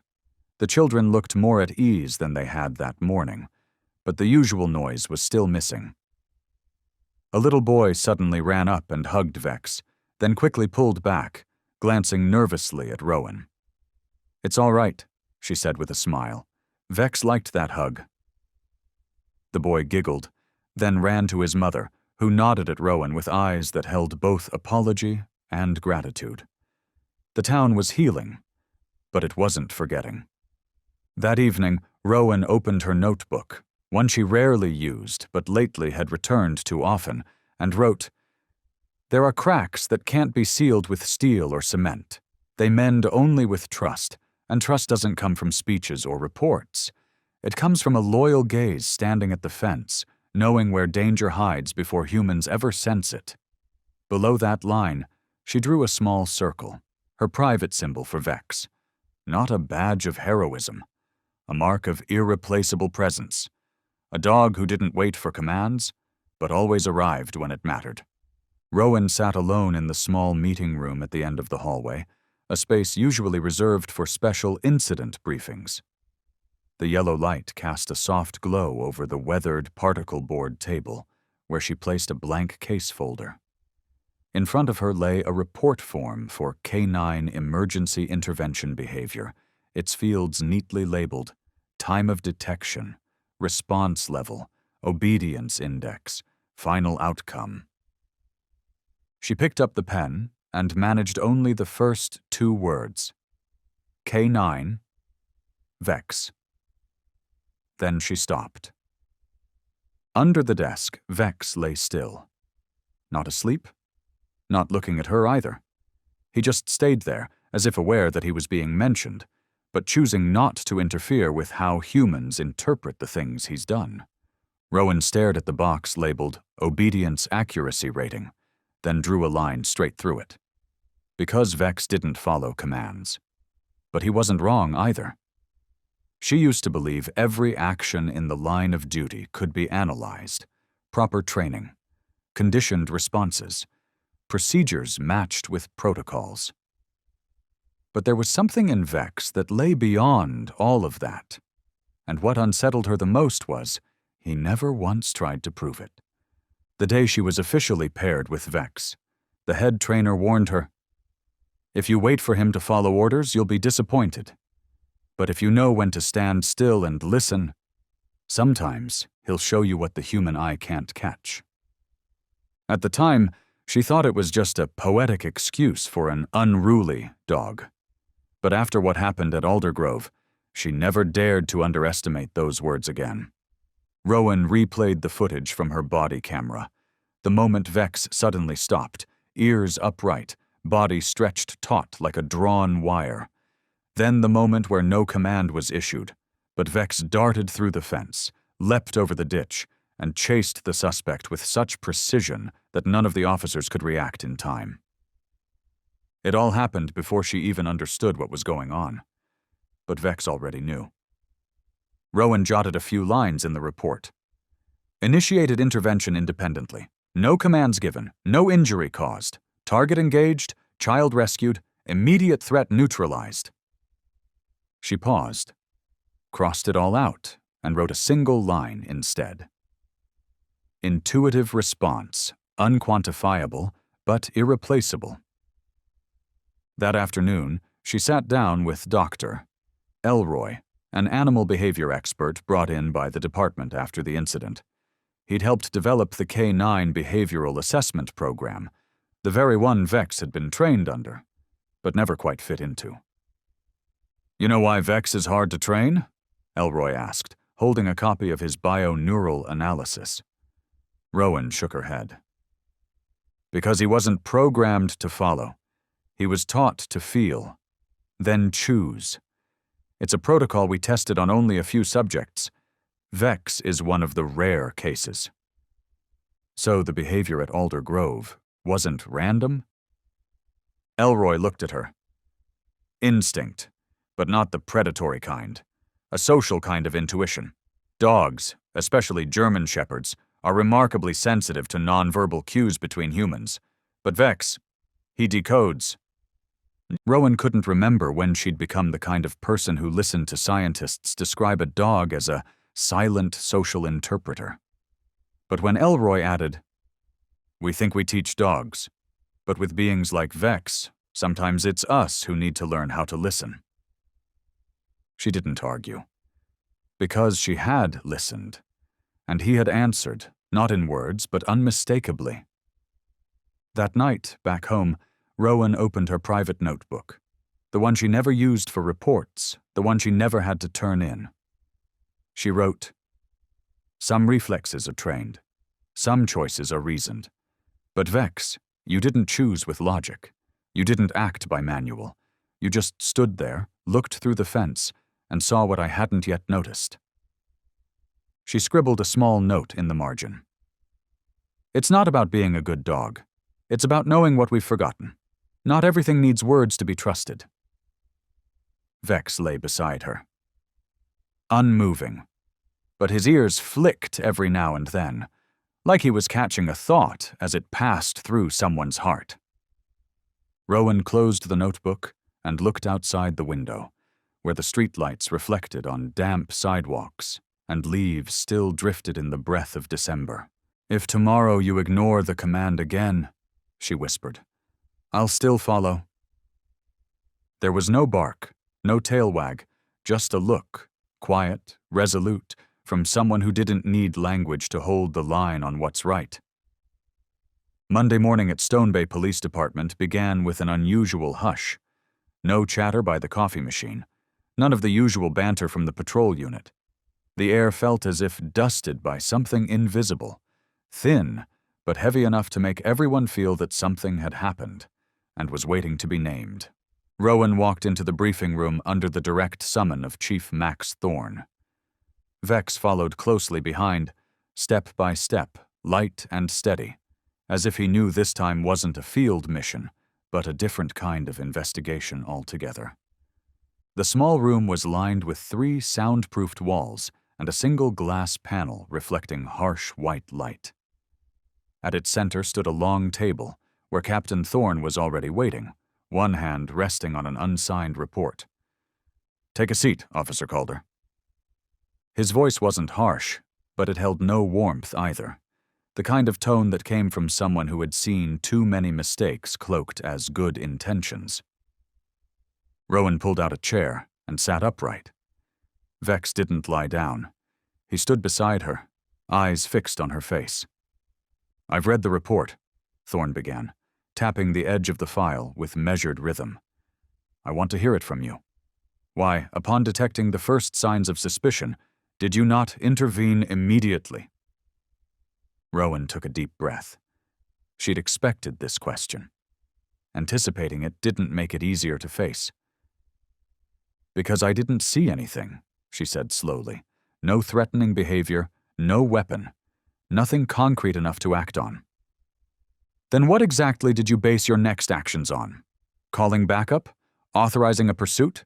Permitting an unsanctioned intervention? Rowan turned to look at Vex. He stood still, as if listening to every word, as if he too was being questioned, without the right to answer. I didn't base it on anything, Rowan said, then paused. I just followed him. Silence settled over the room. Thorne narrowed his eyes. You're telling me you acted on the instinct of a dog? Not a dog, Rowan corrected him. Vex, and not instinct. Something beyond what I know how to name. She explained how Vex had stopped beside the fence, the low growl that only she recognized as a warning, the look in his eyes. Not predatory, but one that had seen something wrong and couldn't look away. I used to believe action required evidence, but that time the evidence didn't come first. The feeling did, and Vex was the only thing that kept me with that feeling. Thorne didn't respond right away. He turned a page, then closed the file. You know how many officers have ended up in trouble because they trusted their gut? How many crossed the line because they believed they were right? I do, Rowan answered. But I also know, if I had followed protocol that day, Silas Doss might never have been found. For the first time since their conversation began, Thorne truly fell silent. Not the kind of silence before a rebuttal, but the kind where old thoughts were being quietly dismantled to make room for something unspoken. At last, he looked up, more slowly this time. Officer Calder, I don't write procedures to strip people of instinct. I write them to protect them when instinct fails. And this time, instinct didn't fail, she said. This time it didn't, he admitted. But it won't always be that way. Rowan nodded. And that's why we don't just follow rules. We have to know when to listen. As she walked out of the meeting room, Rowan didn't feel victorious nor relieved. But she understood one thing clearly.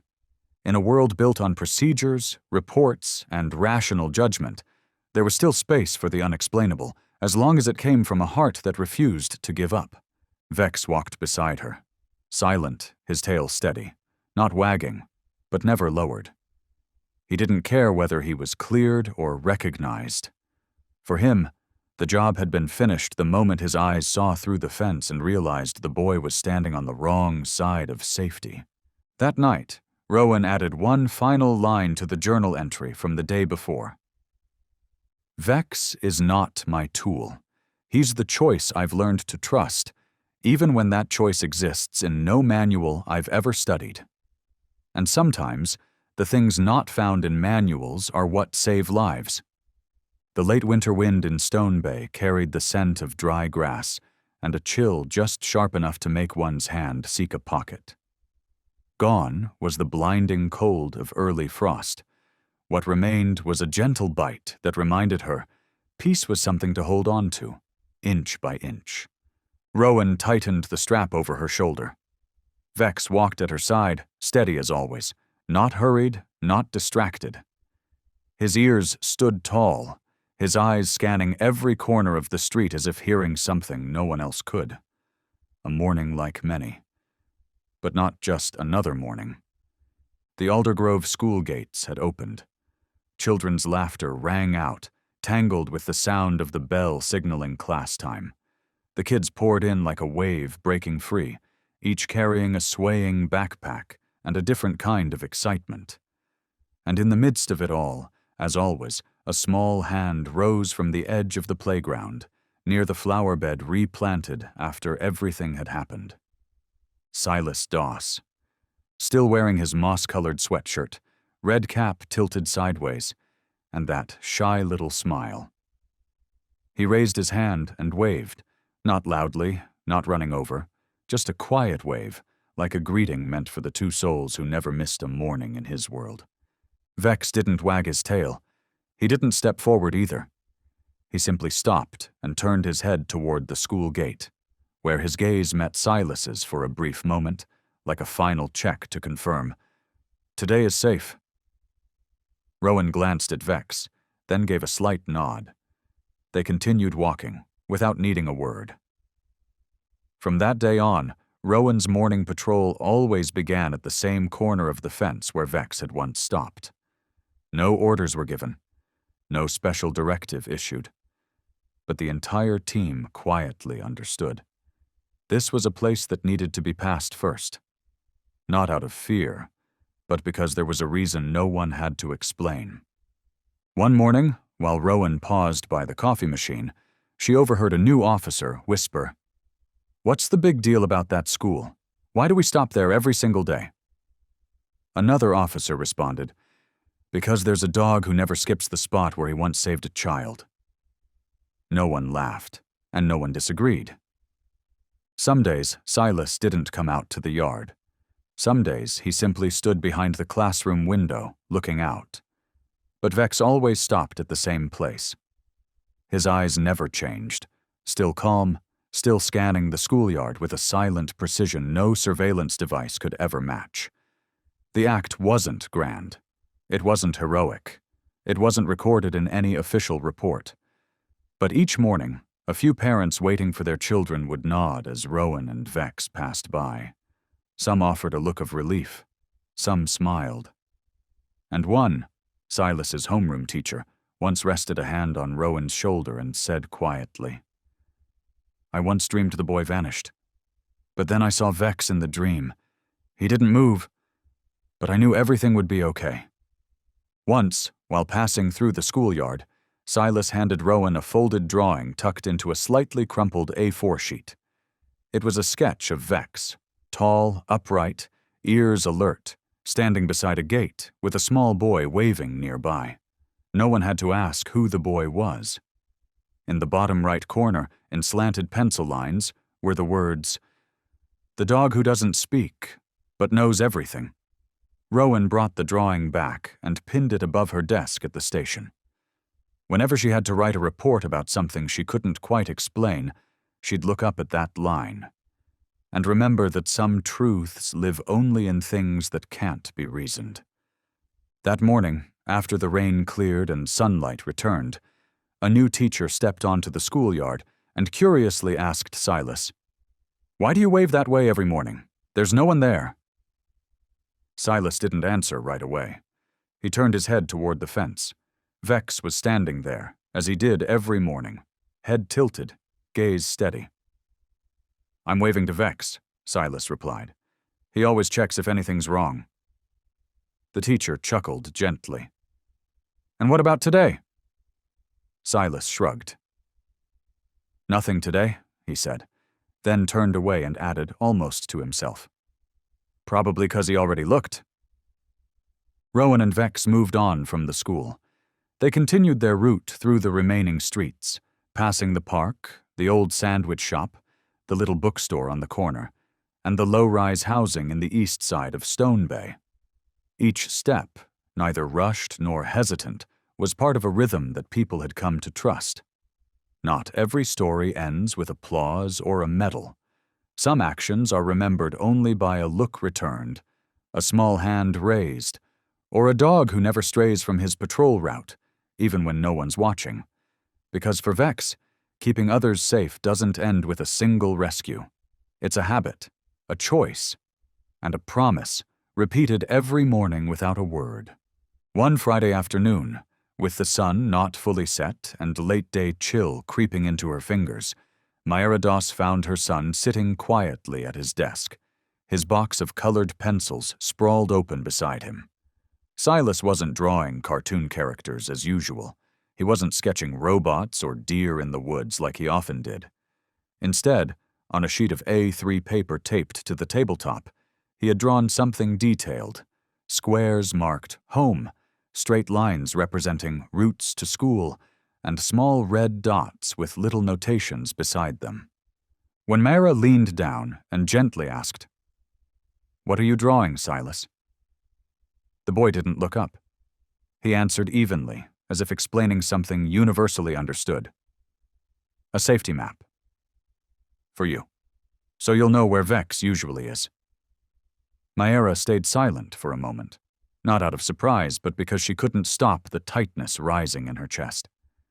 The map wasn't geographically accurate, but it was accurate in the way an 8-year-old defines the feeling of safe. In the top left corner was Alder Grove School, drawn larger than scale. He'd marked a green circle next to the fence where Vex always stood. A few squares away was the small park, where the kids usually played after school, with a note in marker. Vex walked by here twice. Nothing strange. Then came the corner bookstore, where Silas remembered one morning Vex had paused, staring into the window for a long time, as if sensing something that didn't quite belong, even if no one else had noticed. Every dot on that map, to Silas, was a living sign. Vex walked past here. That means it's safe. When Rowan saw the map, brought to the station by Myra as a quiet thank you, she didn't say anything for several seconds. Her eyes just scanned the hand-drawn lines, the misspelled notes, and a short sentence tucked in the corner. If Vex doesn't walk past here one day, I won't play there. Rowan folded the paper gently, careful not to crease through the words, and placed it in the drawer beside an old badge and a handwritten letter her mother once sent during her first year on the force. Children don't talk about security. They don't understand patrol schedules or wide-angle surveillance systems, but they understand presence, especially the kind that never needs to speak. After the incident, something strange began to spread across town, especially in the world of children. Some students started asking their teachers, "Did the dog come by the yard today?" A second-grade girl drew a picture of a German shepherd standing by a maple tree, the very spot where she once saw Vex Paws, only once. A little boy brought a biscuit to class, sealed in a plastic box, and asked his teacher's aide, "If you see the dog, can you give him this for me?" Rowan began receiving more friendly glances from parents during her school patrols. But the moment that warmed her the most wasn't a thank you. It was a pink sheet of paper taped to a preschool window, scribbled in clumsy block letters. "Mr. Vex, the friend who doesn't talk but always hears." She stood there for a while, then turned to look at Vex. He sat still, head slightly tilted, as if aware of the attention. And just like always, no wagging, no nodding, no need to make a show of it. Just quiet presence, doing exactly what he was meant to do. That evening, as the skies faded into a soft gray and the street lamps began lighting up one by one along Main Street, Rowan and Vex returned to the station. On her desk was Silas's map, now laminated and framed in a small wooden mount, something Officer Dean had probably arranged without saying a word. Next to it, a sticky note in blue ink read, "A safety map, defined by a child, and by the heart of a dog who never strays from what's right." Stone Bay was no longer the kind of town where people said, "Things like that don't happen here." But thanks to Vex, and to a boy who could sense protection without needing it wrapped in armor, new maps were being drawn, not with coordinates, but with trust. Because perhaps, in this messy and sometimes frightening world, the most precious maps aren't the ones in adult hands. They're the ones marked by a child's instinct for where safety lives. And sometimes, the most accurate point is simply the spot where a dog once stood, doing nothing, except quietly confirming that today everything is still okay. That morning in Alder Grove still trembled slightly with the season's first wind. Maple trees cast long shadows across the damp cement. The last leaves of autumn spun in the air like untethered kites. The schoolyard was quiet before the morning bell, but near the fence, where once someone had stood watching from a distance, there was something new. A small marker of simple gray stone now sat near the old brick wall behind the school. There had been no speeches, no ribbon to cut, no cameras flashing, just one line etched into the stone, in honor of the quiet courage of silent beings. A teacher guiding her third-grade class passed by and paused, bowing her head slightly at the inscription. Some parents slowed their steps, read the line, and nodded gently, as if they understood, though no one said anything aloud. Everyone assumed it was to honor the police response, the officers who had acted swiftly and saved a child from a terrible fate. Only Rowan knew more than anyone else. That line, unnamed, was meant for Vex. Vex stood a few paces from the stone. He didn't look at it. He didn't need to. His eyes were fixed on the children playing near the reopened back lot, the very space that had been sealed off for weeks. His ears tilted toward the wind, nose to the grass, then lifting again. No alerts, no tension running down his spine like that day. Just a normal morning. A morning that needed no barking, only presence. Rowan stood beside him, hands tucked into her coat pockets, head slightly bowed, as if greeting someone who required no name. And in that fleeting moment, she realized something she'd never put into words. Perhaps the most remarkable thing about Vex was that he never asked to be acknowledged. No medal was needed, no name on the newspaper, no recognition or reward. Just the quiet knowing. Today, a child was kept safe, and that was enough. Back at the station, an envelope waited on Rowan's desk. No sender, just a single folded piece of paper, the handwriting tilted slightly in blue ink. Don't change Vex.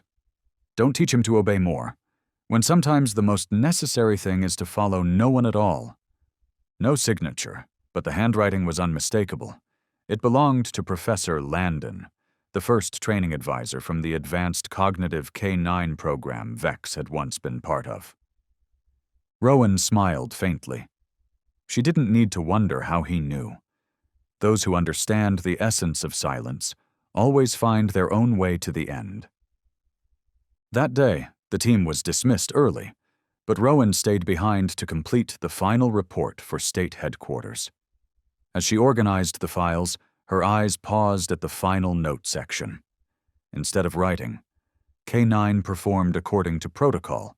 She wrote, "Did not follow protocol, but saved a life." She signed it, closed the folder, then turned to Vex, who was lying quietly in the corner, head resting on his front paws, eyes open, calm. "All done," she said, her voice soft, as if no response was needed. Vex lifted his head just slightly, then lowered it again, like the story wasn't his to carry and didn't need to be recalled. By sunset, as golden light stretched across Stone Bay's quiet streets, two shadows moved in step along their usual route. One human, one dog.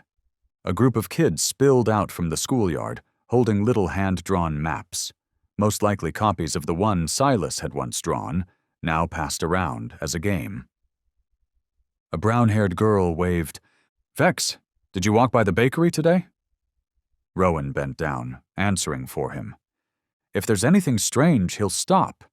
She didn't say, if there's danger, because in Vex's world, there might not be such a thing as danger, only places that need presence and places already made safe. Vex didn't react. He simply kept walking, steady and quiet, as if nothing had happened. But those beside him could feel it. Every step he placed on the pavement carried something no training manual could ever teach: the instinct to protect in silence. Over time, the stone plaque at Alder Grove began to gather moss. But every morning, at exactly 7:10, a silent canine figure passed by, nose gently brushing the base of the stone, as if to confirm, without a word, "I'm still here." No need for a name, no need to say it out loud. Just being there was enough for a town to remember that trust had never disappeared. Perhaps in this world we live in, where technology is celebrated, where data and standards seem to define all worth, a dog walking without commands, without needing praise, might just be the most profound symbol of what we sometimes lose: innate goodness and unwavering loyalty. Vex, the so-called hard-to-train, difficult-to-control German Shepherd, had quietly proven something both simple and immense. Not everything right is written in a manual. Some truths can only be felt through the heart. The story of Stone Bay was never just about stopping an abduction. It was a reminder of the quiet yet powerful bond between humans and animals. One built not on words or promises, but on trust nurtured through days spent side by side. The German Shepherd, a breed known not only for intelligence but for its resilience and deep sensitivity to the world around it, has long stood as a silent guardian in communities across the globe. And when you see a dog standing by a fence, don't assume it's by chance. Because perhaps, in that very moment, that gaze is already seeing past what you haven't yet noticed, to protect you, even before you know you need it. A German Shepherd was left behind in the cold, rain-soaked forest. A girl found him, his body frail, worn thin by exhaustion, yet his eyes still burned with a quiet defiance, as if holding on to a secret too heavy for words. What seemed like an ordinary rescue quickly unraveled into something far more profound. A path toward a truth long buried, hidden beneath fur, blood, and silence. And the real question lingered in the air like mist. Would the truth be revealed at last? The secret behind those eyes may change how you see everything. Are you ready? The sky had not yet cleared. A dense curtain of fog blanketed the East Wind Pass trail, draping the winding path like a cold, damp veil, muting even the crunch of gravel under the tires into something slower, more cautious. Inside the vehicle, the dim golden glow from the overhead light cast a soft reflection on Elena's face. She cradled her coffee cup with both hands, as if trying to draw warmth into her bones after 2 straight weeks of overnight shifts at a remote animal clinic. Beside her, Noah kept a steady grip on the wheel, eyes fixed on the slick road ahead, where rows of tall pines swayed gently under gusts of wind rolling down from the western ridge. The SUV crawled up a gradual slope, then suddenly began to slow. Elena leaned toward the passenger window, eyes narrowing instinctively. Without realizing it, she had released her coffee cup. "Noah, pull over," she murmured. "There's something near the edge of the road." Noah eased the brake, the car gliding a few more meters before stopping completely. He glanced at Elena, uncertain, but reached out to flip on the high beams. The fog parted slightly, like a curtain torn just enough to reveal a shadow. There, barely a few feet from the roadside, lay a large form, motionless, a body coated in mud, fur caked with streaks of blackened earth, one leg twisted unnaturally beneath it.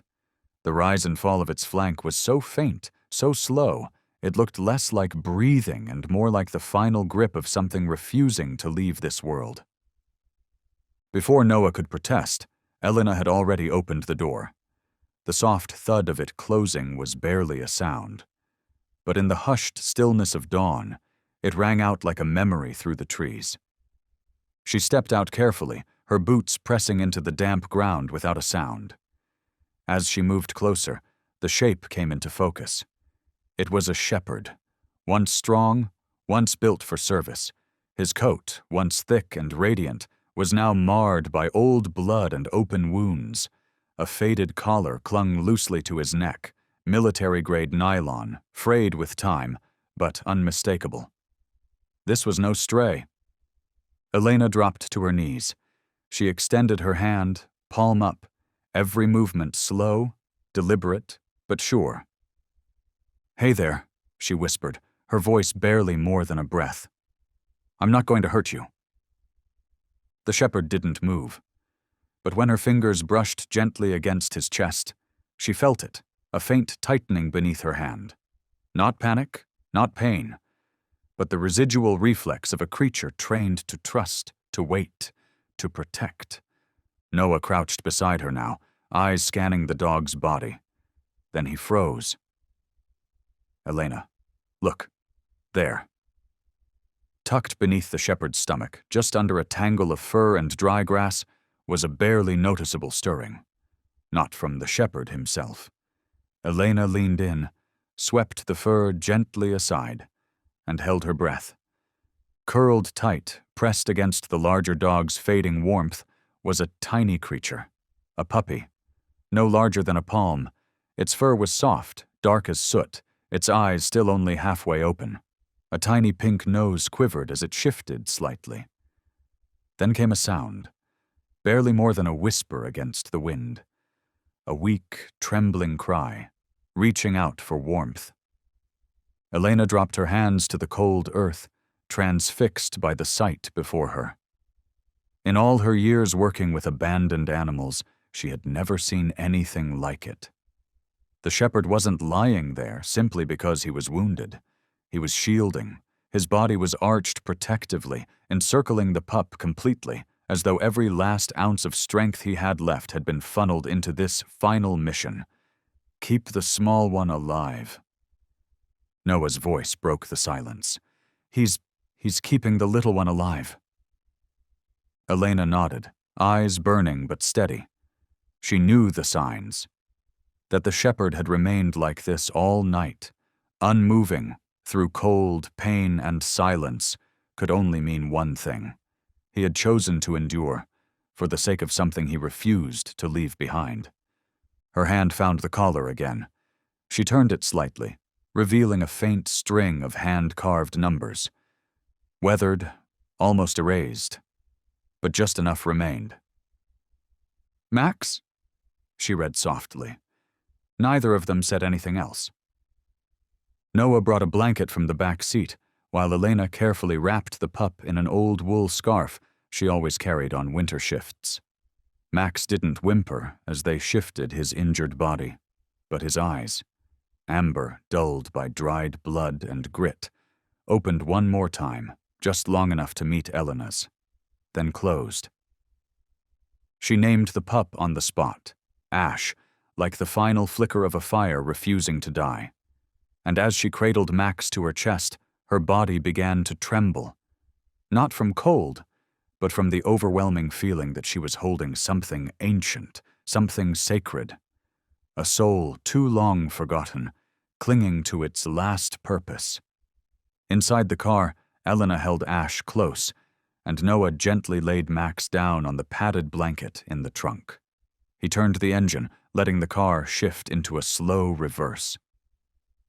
The sun had not yet risen, but somewhere deep in the forest the light was beginning to filter through the leaves, quiet and patient, as though waiting for the right moment to tell a story no one had heard before. In the back seat, Ash nudged closer into Max's damp fur, let out a soft sigh, and opened his eyes. That gaze, in that moment, wasn't just instinct. It was something else. Something that had finally found its way home. The SUV rolled forward, leaving behind the winding trail of the pine woods. Its tires pressed into damp, golden leaves, while the rearview mirror caught one final glimpse of the narrow road where, only moments ago, life had been shielded by the silent warmth of a body now fading into stillness. A faint scratching sound rose from the rear compartment, barely audible yet sharp enough to make Elena turn her head. Ash was lightly tapping a claw against the padding, his eyes fixed on Max as though waiting, watching, anticipating something only he could sense. And just as she was about to turn back to the front, Max tilted his head, just slightly, almost imperceptibly, as if he could still hear, still feel, and still held on to the final duty he had chosen as his own. Elena's gaze dropped to the large dog lying motionless on the thick towel behind her, and she could almost see the tendons beneath his neck stretching and contracting with each fragile breath. There were no whimpers, no trembling signs of panic, only silence.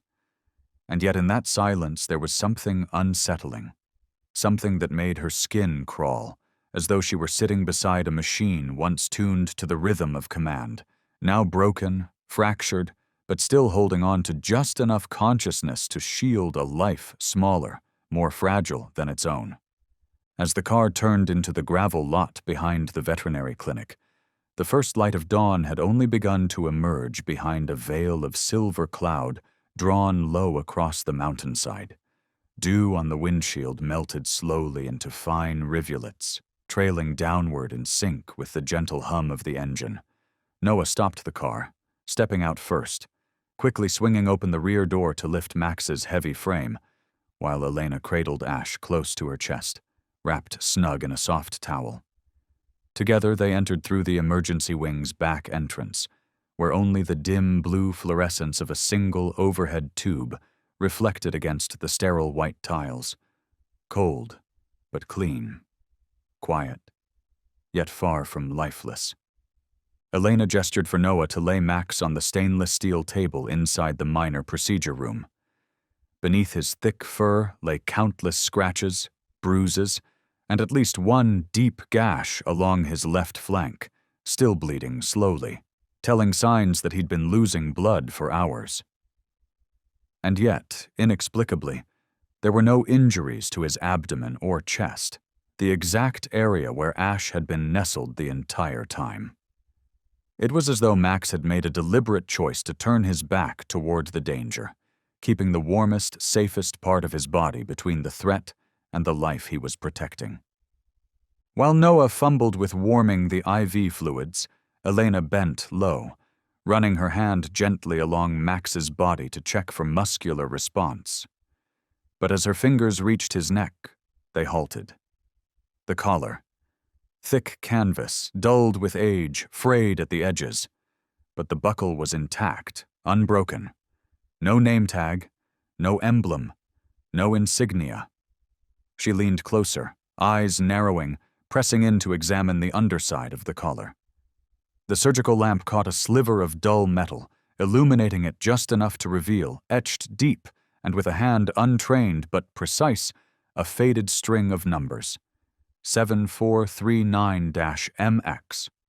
She straightened up, her heart suddenly pounding, wild and erratic.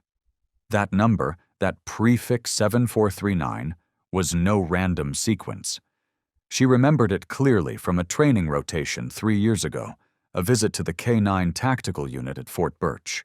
Each numeric prefix marked a specific division. And the final 2 letters? Likely a name. MX. Max? Elena mouthed the thought, eyes still fixed on the collar. You're not a house dog, are you? From the driver's side of the room, Noah looked at her through the glass. What did you just say? She didn't respond immediately, just exhaled, lowered herself into a chair, and turned her attention to Ash, who had since fallen asleep, his tiny chest rising and falling steadily after his first bottle-fed meal of substitute milk. Despite his size and fragility, he showed no signs of depletion, a near miracle for a pup abandoned in such bitter cold. Elena stroked the top of his head, feeling the baby-soft fur, a dusty gray flecked with rogue strands of gold down his spine, a coloring distinctively shepherd, selectively bred and rigorously trained. Max remained still, unmoving, but the monitor above him confirmed a steady heartbeat, faint but not erratic. When Elena touched the wound at his left flank to begin cleaning, his foreleg twitched, a slow, shallow response, but a response nonetheless. Proof of consciousness, proof that he felt every careful motion she made. She no longer had any doubt. His musculature, bone structure, reflexes, every trait matched the Special Forces K-9s she had studied during her time as a veterinary intern. But what gnawed at her now, more than anything, was the total absence of context. Military dogs were never left unaccounted for, never turned up untreated and alone. And yet Max had. On an empty road, in the heart of the woods. Alone. Not just alive, but carrying a smaller life with him. That night, with the clinic still and the clock ticking past 2 a.m., Elena sat alone in the observation room. Noah had fallen asleep on the hallway bench, and she, still restless, couldn't let it go. In her hand was a hastily scribbled copy of the identifier, 7439-MX. She opened her laptop, logging into the military K9 database, using a now-expired internship credential. Though her access was limited, a few public layers of data remained visible. When she typed 7,439 into the search bar, no record surfaced. Not one. And that, more than anything, stopped her cold.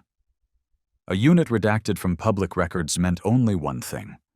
It had either never officially existed, or had been wiped for reasons far beyond standard protocol. She stayed there for a long time, the glow of the screen flickering against her face as she stared at the close-up image of the collar she'd snapped earlier. There wasn't much, just an old canvas strap, but the way it felt in her hand still lingered. It had the weight of discipline, of duty, of loyalty, things people forgot. But dogs like Max never did. Across the room, Max was sleeping deeply now, head resting on a padded mat, the softened light casting a warm halo over his freshly cleaned, matted fur. Ash lay curled beside him, his tiny nose touching the broad chest that had sheltered him for so long, their breaths synchronizing into one quiet rhythm. The room was silent, save for the steady beep of the heart monitor and the faint ticking of the old wall clock. And then, like a message that needed no words, Max's eyes opened for a brief moment, not frantic, not unfocused, but clear, as if a faded beam of memory had been rekindled from somewhere far away. Elena stood, stepped forward, her hand resting lightly on his neck, as if afraid to shatter what still remained between them. She leaned in, her voice barely more than a whisper. "Who left you at the edge of that forest, Max? And why?" There was no answer, only the soft, dreamlike shift of Ash, who let out a quiet, sleeping sigh. And at that moment, in the small patch of skin recently shaved around the wound, something revealed itself. A faint old scar where the fur had not yet returned. And there, beneath the light, etched not in ink, nor in any familiar mark, was the remnant of a strange engraving. No word, no emblem whole, just the ghost of a triangle, split clean through by a single diagonal line. She held her breath. That image, she had seen it before, not in an official report, not in a clinic log, but in a scribbled field note tucked deep within a restricted archive, shown only during a confidential briefing on off-the-record K9 units operating outside government sanction. Elena's gaze did not waver from the strange symbol now visible beneath Max's fur, a symbol that, for reasons she could not yet name, stirred a quiet dread inside her chest. It was not the shape alone that unsettled her, but the feeling that came with it. The sensation of having brushed against a sealed doorway, one locked away long ago, now cracked just wide enough to let something ancient and unfinished seep through. Something not everyone was meant to witness. The wind tapped gently against the narrow window at the end of the corridor, stirring the thin layer of mist that drifted like smoke through the glow of the nightlight. Inside the monitoring room, time seemed to slow. Every breath from the still body on the heated pad now carried a gravity that pressed into the silence like gravity itself. Max remained unresponsive, yet the mark on his skin had already carved itself into Elena's memory. Not just as an image, but as a question, as a weight, as a warning. She pulled the blanket a little higher, carefully covering the shaved patch on his ribs, then turned toward the smaller bed beside him, where Ash lay sleeping, ears twitching slightly each time a hallway noise or IV click broke the quiet. Ash wasn't like any other puppy Elena had ever cared for. Too calm for his age, reflexes too sharp, and his attachment to Max was unlike anything she'd ever seen. Unbroken, instinctive, absolute. The first time she placed Ash in a cradle alone, the puppy began to cry. Not loudly, not in panic, but in a rhythm, a steady, patterned whimper that sounded less like fear and more like memory. And when Max stirred just a slight twitch, Ash had gone still in an instant, as if they were somehow tuned to the same unseen frequency, vibrating across a spectrum no human had ever learned to read. At the time, Elena brushed it off. But the next morning, when the first beam of daylight slipped through the blinds and spilled across Ash's cradle, something impossible began to surface. Tangible, clear, undeniable. Ash opened his eyes. Not fully, just a narrow slit between swollen newborn lids. But in that sliver of light, what stared back at her was not the usual inky brown, or the soft gray, or even the amber gold that shepherd pups sometimes carried. It was blue. A piercing, crystalline blue. Elena leaned in, thinking it was a trick of the light. But when Ash opened his eyes a second time, wider now, the truth became unmistakable. Not the pale, clouded blue of infancy, but a deep, glacial tone, icy, lucid, and haunting, like a winter lake hidden deep in an untouched forest. A color that didn't simply reflect light, but held something within it. Life, yes, but also something far older, something veiled. She straightened suddenly, took a step back, her heart pounding in her chest as if trying to escape the past that now surged forward with uninvited clarity. A memory surfaced, crisp and sharp like glass. It was her final year as an intern. She'd been in a classified session, one meant only for candidates being quietly vetted for special K-9 behavioral operations. The presentation was dry until a single image had flashed on screen, brief, unauthorized, and immediately replaced. Not part of the lecture, not part of the protocol, just a glimpse, as if someone wanted to forget it had ever been shared. A photograph. A female German shepherd standing amid wreckage, eyes glowing with a glacial blue that did not look real. That could not be real. The caption beneath it was short and sterile: Raya, Tactical K-9/Unit 7439, MIA during operation. Body unrecovered. Elena dropped into the chair behind her, palm pressed to her forehead, the air in the room suddenly as stale as the one she remembered from that day. The room where she'd sat in the back row, pretending not to take notes, scribbling details she thought she'd never revisit. But now, here they were again. Not on a screen, not in an old file. In flesh and breath, lying in a crib not 3 feet away. Raya. That name had never appeared in any course again. Unit 7439 had vanished from every curriculum, every archive, erased as cleanly as it had once existed. Not forgotten. Removed. Elena stood again, moved toward the crib. Ash was awake now, watching her. No blinking, no tremble. Just quiet, unwavering observation, the kind that felt too knowing for a being less than 4 weeks old. As if he knew. She reached out, touched his forehead with the back of her finger. And something happened that made her freeze. The puppy shifted.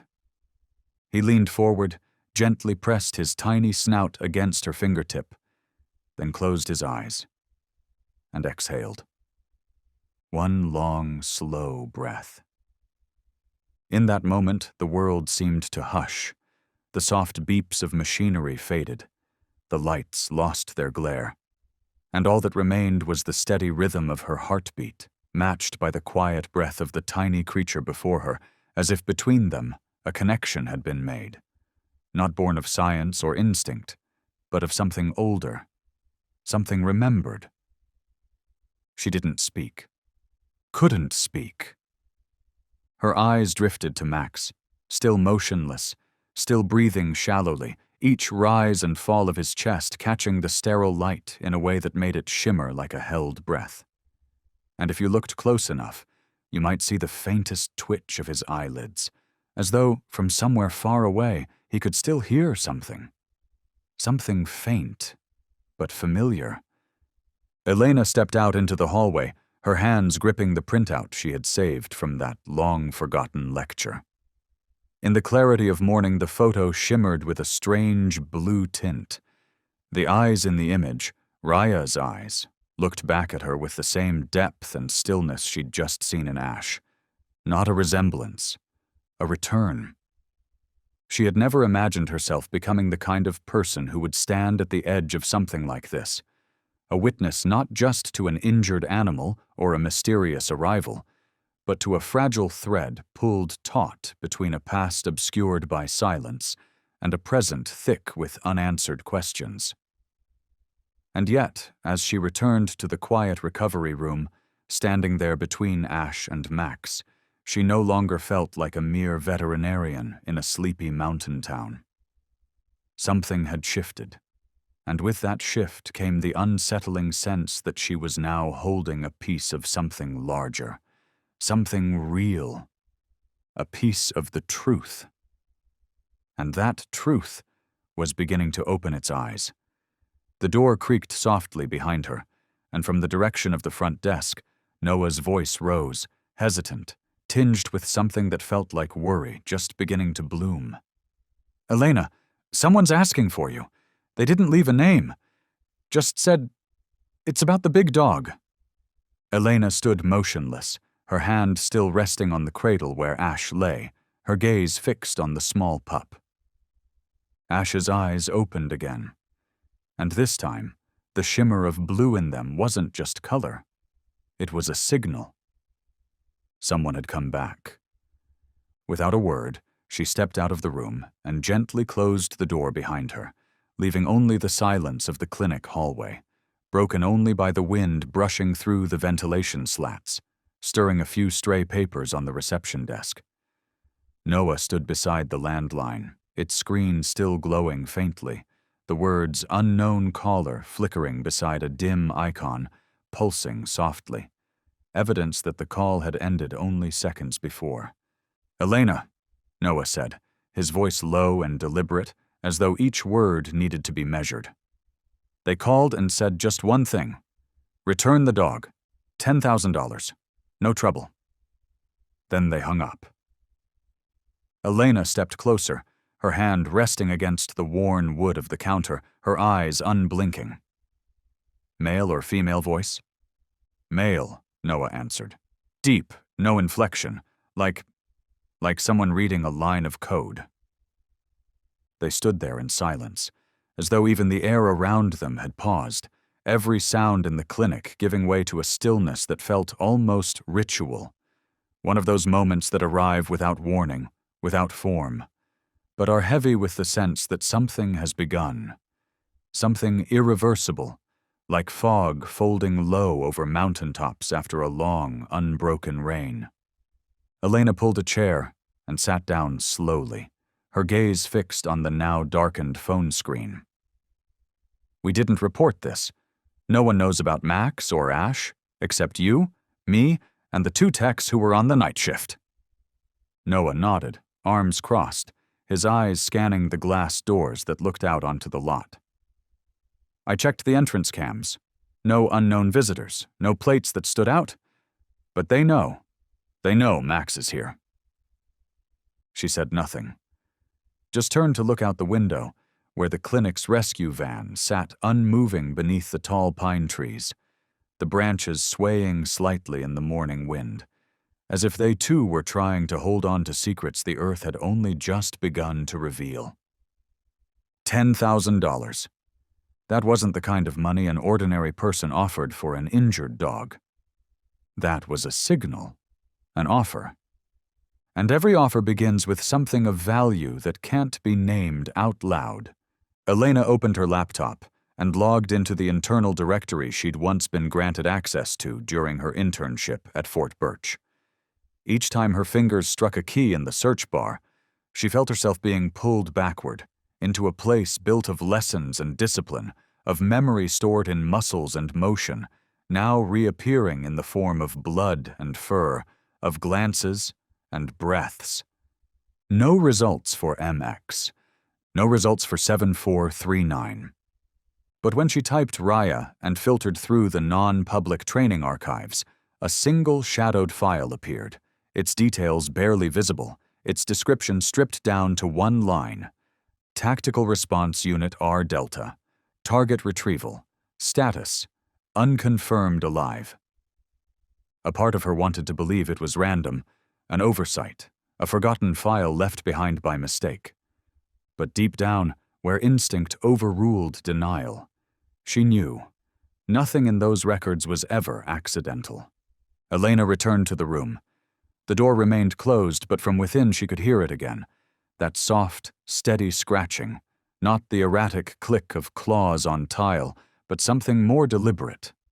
A rhythm, a patience. Ash was awake. He was waiting. As she stepped inside, two pairs of eyes turned toward her, one an icy, almost unnatural blue, the other dulled amber, clouded with pain yet steady, and in their gaze was something more than recognition. It was understanding. It was time. Max still couldn't stand. His flank was wrapped with fresh gauze, the IV dripping methodically, delivering life in slow, silent intervals. But his eyes no longer wandered. He was watching, tracking, mapping the room. Ash had crawled from his cradle, inching forward on unsteady limbs just far enough to place a paw against Max's leg. A touch, not accidental, not fleeting. A memory rediscovered in muscle, a connection reformed. Elena knelt beside them, her eyes still veiled in caution, in fear, in knowing too much and too little all at once. She whispered, "Someone's looking for you, Max." But not out of love. And if Ash is the reason, then we can't let them find us first. She didn't have time to say more before Noah pushed the door open quietly, phone in hand, his voice sharper now, more urgent. "They called again, but this time they dialed me directly, my personal number, no ID, no name. But they knew mine, and they knew exactly where we are." Elena rose slowly to her feet. "What did they say?" Noah swallowed, the tension in his throat like a knot refusing to release. "The same voice," he said quietly. "But one difference this time. If you don't want more trouble, leave town before nightfall, and leave the dog behind." A flicker of memory surfaced in Elena's mind. Max's old collar, the strange symbol etched into the skin along his ribs. The data had all been wiped, no name remained, no designation. Every trace of identity erased. And yet one thing could not be scrubbed away, the simple fact that Max and Ash were here, now, and their presence wasn't coincidence. Whatever they carried wasn't just a secret, it was something built to resist being found. She turned to Noah, her voice low but steady. "We need to leave." He frowned. "Leave? To where?" Her eyes never left Ash. "To the one place no one can find, unless I want them to." Before Noah could respond, a sound interrupted from down the hall. A pair of footsteps stopping just outside the room, followed by a faint rattle on the door handle, deliberate, slow. No knock, just a single jolt, just enough to say, someone is here, someone who didn't need to rush, someone who didn't need to speak. Elena dropped to her knees, arms wrapping tightly around Ash, her hands pulling him close to her chest with instinctive urgency. Max, still lying motionless, released a low growl from deep in his throat. Not one of pain, but recognition. Something familiar in the scent. Something old, and not to be trusted.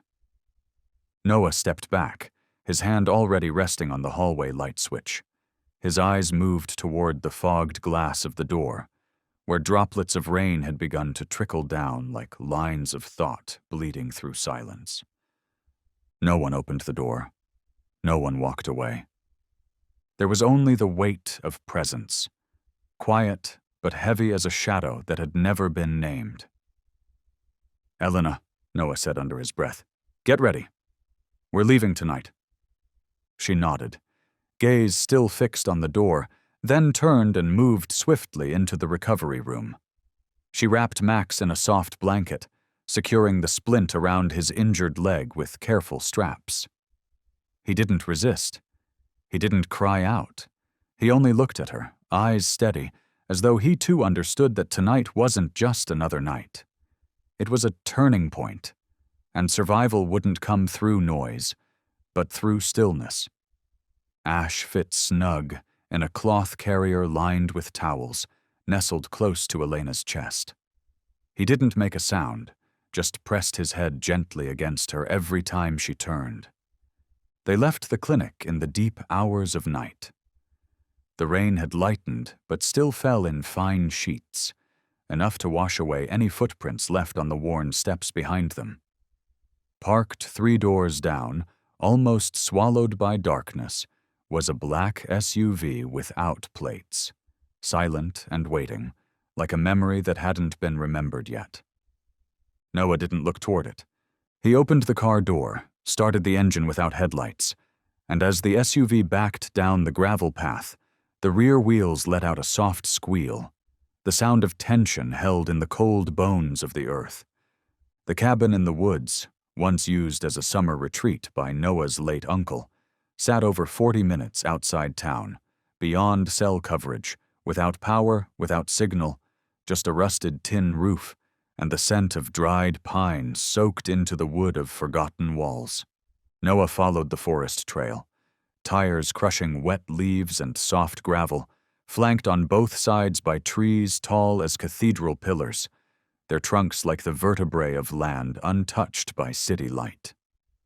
Elena held Ash close, eyes following the arcs of rain dancing down the window, each curve tracing a path as unpredictable and unresolved as the truth they were now carrying. Max lay in the back, his body curled along the edge of the car, breath slow, measured, but his eyes stayed open, amber sharp and unshaken in the dark. When they reached the cabin, the clock read nearly 2 a.m. The rain hadn't stopped. It fell with a patience that felt unnatural, as if the night itself was in control, prolonging the storm not with urgency, but intention. Noah unlocked the rusted latch with a physical key. The door creaked open, hinges releasing a groan low and hoarse, the sound of a place long untouched by footsteps. But everything inside remained. Heavy oak chairs, an uncracked brick fireplace, and a few folded wool blankets tucked neatly in a tin trunk by the entrance. They laid Max near the hearth, layered him with 2 blankets over the old floor cushion. Elena checked his bandages, hung a fresh IV bag. Ash had fallen asleep again, curled tightly against Max's chest. Their breathing so perfectly synchronized, it felt as though their bodies had once been shaped from the same moment of survival. Noah lit the fire. The flames flickered, casting their reflections across Max's body, stretching his silhouette into long, trembling shadows on the wooden floor, like the image of a dog standing tall. Not with muscle, not with motion, but with a will that refused to bend. Elena sat by the window, her fingers gently stroking Ash's neck. Her eyes no longer held confusion, only the quiet of someone who had accepted that from the moment they left town, they were no longer caretakers of a wounded dog. They were keepers of something no one wanted to surface. Outside, the rain beat against the metal roof in a continuous rhythm, less an alarm than a reminder. Time was moving. It would not pause. It would not forgive. Max stirred. His wounds were still raw, his body still healing. But even so, he turned slightly toward the door, ears rising, his frame dipping lower, as though preparing. Not to rest, but to stand again, if needed. Like a soldier who'd never truly set down his weapon. Ash lifted his head, not barking, not whining, but sniffing the air with a pointed curiosity, as though asking something silent and specific, something that could not be voiced in human language. And Max didn't answer with a sound, didn't move or stir beyond what the eye could register. He simply closed his eyes and then opened them again, in that quiet, precise way wolves pass signals between them, invisible to anyone who hasn't lived with the wild long enough to feel it in their bones.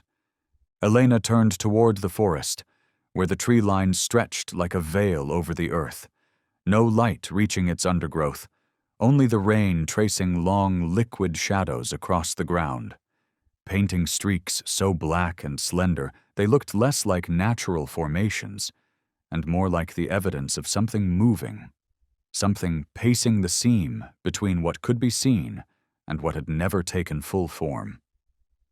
Noah placed a hand gently on her shoulder. "Tomorrow, I'll go back up the mountain. Take the old route. If anyone's been following, I'll find the trail." Elena didn't nod. She only rested her hand atop Ash's head, fingers slipping into the warm fuzz of puppy fur, and with a slow, deliberate motion, pulled the wooden blinds shut, sealing in what light remained from the fire, letting no flicker escape into the eyes of whatever might be waiting beyond the line where forest met threshold. And when all the lights had dimmed, when every breath within the cabin had curled inward around the single orange halo beside the hearth, Max, though he still couldn't rise, turned his head just enough to face the door, his eyes wide, alert, tracking each droplet that fell against the wooden steps outside like the slow, steady rhythm of footsteps waiting in the dark. He didn't growl, didn't whimper, didn't even blink. He was on guard. Not by standing, not by sound, but by presence alone. So long as his eyes remained open, nothing would pass. And then, far out in the woods, beyond the rain-slicked clearing, there came a single crack, the brittle, unmistakable sound of a branch breaking under weight. Max tilted his head. The rain kept falling. But someone had just stepped to the edge of shadow. Elena drew the blanket tighter around Ash, the pup still sound asleep, his breathing steady and soft, one small paw resting gently against Max's side, as though, even in dreams, he needed to feel the breath of the only guardian he had ever known. Noah moved silently toward the door, his hand resting lightly on the wooden handle of the axe propped beside the wall, his gaze locked on the faint slits between the aged wooden blinds. Outside, the dim light of a reluctant moon bled weakly through the thinning clouds, its silver sheen clinging to the threads of rain that fell sideways like torn stitches, landing upon the worn porch steps, where morning's muddy footprints still lingered in smudges half erased. There were no further steps, no voices, just the smell of damp wood, of soil heavy with water, and the quiet warmth of the cabin's interior pushing outward like invisible smoke, a boundary drawn in stillness, where time itself seemed to pause between two breaths. Elena leaned down beside Max. His eyes were still open, and in their amber depths the firelight danced, not wildly, not in alarm, but with a silent burn, like a coal buried deep in the earth, glowing without need for fuel, without fear of extinguishing. She gently folded back the blanket across his belly, revealing the clean dressing over the main wound, still healing. But just above the left flank, where the fur had darkened from antiseptic, she noticed something else. A ridge beneath the skin, old and misshapen, the kind of scarring left not by accident, but by survival. She reached for the surgical scissors, parting the fur with care. It wasn't new. This scar had been stitched long ago, the thread barely visible now, faded into the skin with time. But in the center of that old wound, something remained, etched into flesh, half erased, yet unmistakable under the warm flicker of the fire.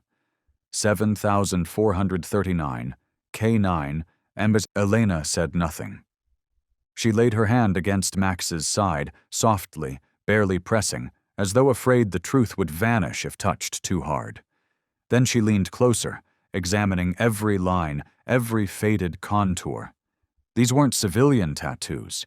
The spacing, the size, the placement, it all followed military formatting. Standardized, intentional, hidden. She had seen something like this before, buried deep in classified pages from her internship with the Joint Military Corporate K-9 program. Cases that had no public trace, identities wiped clean, designations never meant to be recovered. Lives built not to return, but to complete a mission and disappear. Noah stepped in behind her, the flashlight in his hand casting a beam across the scar. His voice was barely above a breath. "Are you sure?" Elena didn't look away. "There's no police division mark, no civilian chip ID. He wasn't designed to retire." Max kept watching her, no flinch, no fear, no resistance, as though he had been waiting, not for someone to find the mark, but for someone to finally understand why it had to exist. Ash stirred. He didn't cry, didn't bark. He only raised his head and watched the slow movement of Elena's hand across Max's ribs, watched the firelight catch the edges of something hidden, but now revealed. In that moment, a thread stretched between them, between the man-made scar and the rain-damp fur, between the blue of a pup's eye and the amber of a soldier's. And something passed through that thread, silent and slow, like memory crawling from beneath the ash of an extinguished fire. The rain continued to fall, but the cabin had gone still. No one spoke. No one needed to. What Elena had seen didn't need explanation. It was the explanation. The living proof of a program long buried under denials and disavowals, a name never filed in any registry. M-Dog, K-9 Phantom Unit. Noah turned back toward her, reaching into his backpack and pulling out the old laptop. The same one Elena used during her internship at the Southern Military Outpost, where she first trained with Combat K-9 units. The device had long since lost all connection to the outside network, but the hard drive still held a few encrypted files, leftovers from another life. He placed the laptop on the table, powered up its offline system, and typed in a string of code, access, Shadow Cell 7439. A file appeared on the faded screen, its contents barely legible behind a red warning banner. Clearance level, classified, eyes only. Elena clicked to open. Only one report loaded, dated March 2015. Unit 7439-K-9-M Tactical Dog, Maximus, Independent Tracking, Survival Operations Covert Mode. Status, decommissioned, no adoption record. Final command, unknown. Elena's eyes drifted to Max. He hadn't moved. His gaze, unblinking, seemed almost to confirm what the file could not. He hadn't been left behind. He had walked away because his mission wasn't finished. Ash crawled closer to him, nuzzling his head against Max's leg. Blue eyes lifted, searching for meaning in the fading ink, as if the story could still be understood without a single word spoken. And when Max gently lowered his head to touch his nose to Ash's brow, the moment felt like a passing of something deeper than instinct, an inheritance not of genes, but of memory, of purpose, of heart. Noah stepped out onto the porch. The rain had eased, but the earth was still soft beneath his boots. His eyes scanned the edge of the forest, and then he saw it. Caught high in the branches, about 20 meters from the cabin, was something thin and dark swinging in the wind. A strip of dark nylon, frayed, torn, dangling. He returned to the room. "Someone's been near the cabin," he said flatly. Elena didn't look up. She simply whispered, "And they may know who Max really is." The firelight cast warm light across Max's side, illuminating the old scar where his fur had thinned, a jagged line, not shaped by time, but by something searing and deliberate. It wasn't just a mark. It was a memory etched into skin, a name unspoken but never erased. And then, from the old laptop, a message blinked into view. The encryption software stuttered once, then delivered a static line. Legacy signal reinitializing. Elena's eyes snapped to Noah. Max blinked once. The next message appeared. Signal detected from secondary unit. RAYA-7439-K9-F. The air in the room seemed to still. The fire crackled softly, but the sound no longer reached them, drowned out by the quiet thunder of realization creeping up Elena's spine. It wasn't fear, it was truth. Truth emerging not in a roar, but in the quiet march of letters across an aging screen. She stared without blinking. Noah sat beside her, the light from the screen reflecting on his cheekbone, casting a pale hue across his eyes. A hue like steel, like the cold shimmer of classified files buried so deep that even remembering them felt like treason. "This signal," Noah said softly, "it's not satellite-based. It's an internal response chain between encrypted units. Only dogs from the same team could recognize it." Elena nodded slightly, her finger tracing downward to the next line, where a faded symbol pulsed at the bottom corner. A crude, hand-drawn map, outdated, mismatched to any GPS overlay. But she recognized the geography. It aligned perfectly with the eastern perimeter near Kandahar, once the field site of a now-defunct experimental K9 program disbanded after 2015. She opened the next file. Internal report, top secret, Kandahar, 19 March 2015. Event code X72. Dawn status, total communications loss. Summary, at 0347 local time, an unexplained explosion obliterated the entire training compound assigned to Unit M-Dog. No signs of resistance. No distress signal was transmitted. All personnel, presumed KIA at scene. All K9s, 2 units unconfirmed. K9 ID 7439-K9-M, Maximus, and 7439-K9-F, Raya. Status, missing. Recommendation, remove from operational logs, presumed deceased. Handwritten annotation, unofficial.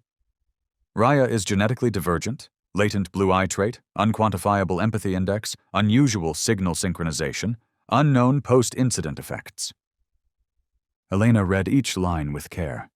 Ash had fallen asleep in her arms, his head tilted gently against her shoulder, ears drooping in a softness that spoke of exhaustion, not just from travel, but from something deeper, like a creature who had finally found what it had unknowingly searched for.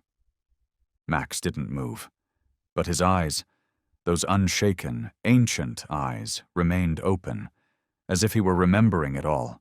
The night fire in the sand, the explosions ripping apart what they were trained to protect, the absence of voices that never returned, the silence where another heartbeat used to echo beside his own. Not just a comrade, but one who had breathed the same dust, slept under the same fractured stars, and howled at the same distant thunder. And perhaps, even now, after years of silence, one signal had been waiting, patiently, invisibly, for the right breath, the right pup, the right night. And that signal had finally found its way home. Noah reached down and pulled out an old file box from beneath the floorboards of the cabin, one of the places where his uncle had once stashed leftover military gear, long forgotten by most, but preserved like relics by the ones who still remembered what they were meant for. Inside the box were a military-grade flashlight, a worn, foldable topographic map, and a moisture-sealed pouch containing several old CDs. On the surface of one, barely legible now, written in black ink faded almost to invisibility, was a line of text that made the air in the room shift without anyone saying a word. K9-Delta. Encrypted flight. Personnel extraction 7439. No one spoke. No questions. No theories. Elena simply inserted the disk into the old drive, and the laptop's screen lit up with static. The video shaky, low resolution, distorted by time and weather, but just stable enough to reveal footage clearly taken from a tactical body cam, mounted on the chest of a soldier pushing forward through a storm of light and smoke. And in that flickering frame, under the fractured sweep of headlights cutting through dust and mist, 2 German shepherds emerged from the haze, darting forward into the chaos. Max in the lead, and just behind him, a female, her movements lower, faster, sharper, disciplined and precise in every stride. But it wasn't her posture that marked her. It was her eyes. In the split second where the camera caught her face, the screen lit up with a pair of pale, icy blue eyes, clear and piercing, like frozen glass laid bare beneath desert sun. "Elena," Noah whispered, almost not breathing. "Ash." She had thought it, suspected it in the quiet between moments, in the shape of his gait, in the way he listened. But now there was no more room for doubt. Elena turned toward the cradle. Ash was still asleep, curled into himself, one small paw resting lightly against Max, just as it had every night since they found them. And those eyes, those same blue eyes that had opened wide and watchful in the back of the veterinary ambulance the first time he looked at her, those eyes had never belonged to an ordinary dog. They were legacy. She looked back to the screen. At the final seconds of the footage, a tremor shook the frame, sending the lens askew. In the last frozen shot before static swallowed everything, Max turned his head, backwards toward the smoke where Raya had disappeared. And even through the trembling lens, even across 8 years and hundreds of miles, his eyes held only one thing: waiting. Not fear, not orders, a promise. And now, after all this time, Raya's signal had returned.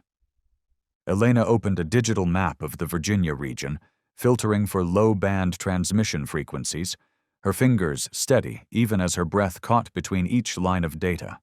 A single signal, faint but real, pinged from deep within the Appalachian range, about 3 hours' drive from the cabin.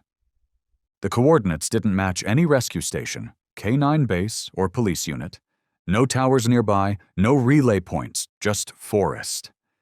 And in that 3-hour radius, there was one location she remembered clearly: an abandoned experimental training site, shut down in 2016 after a classified biomedical leak. Noah looked at her.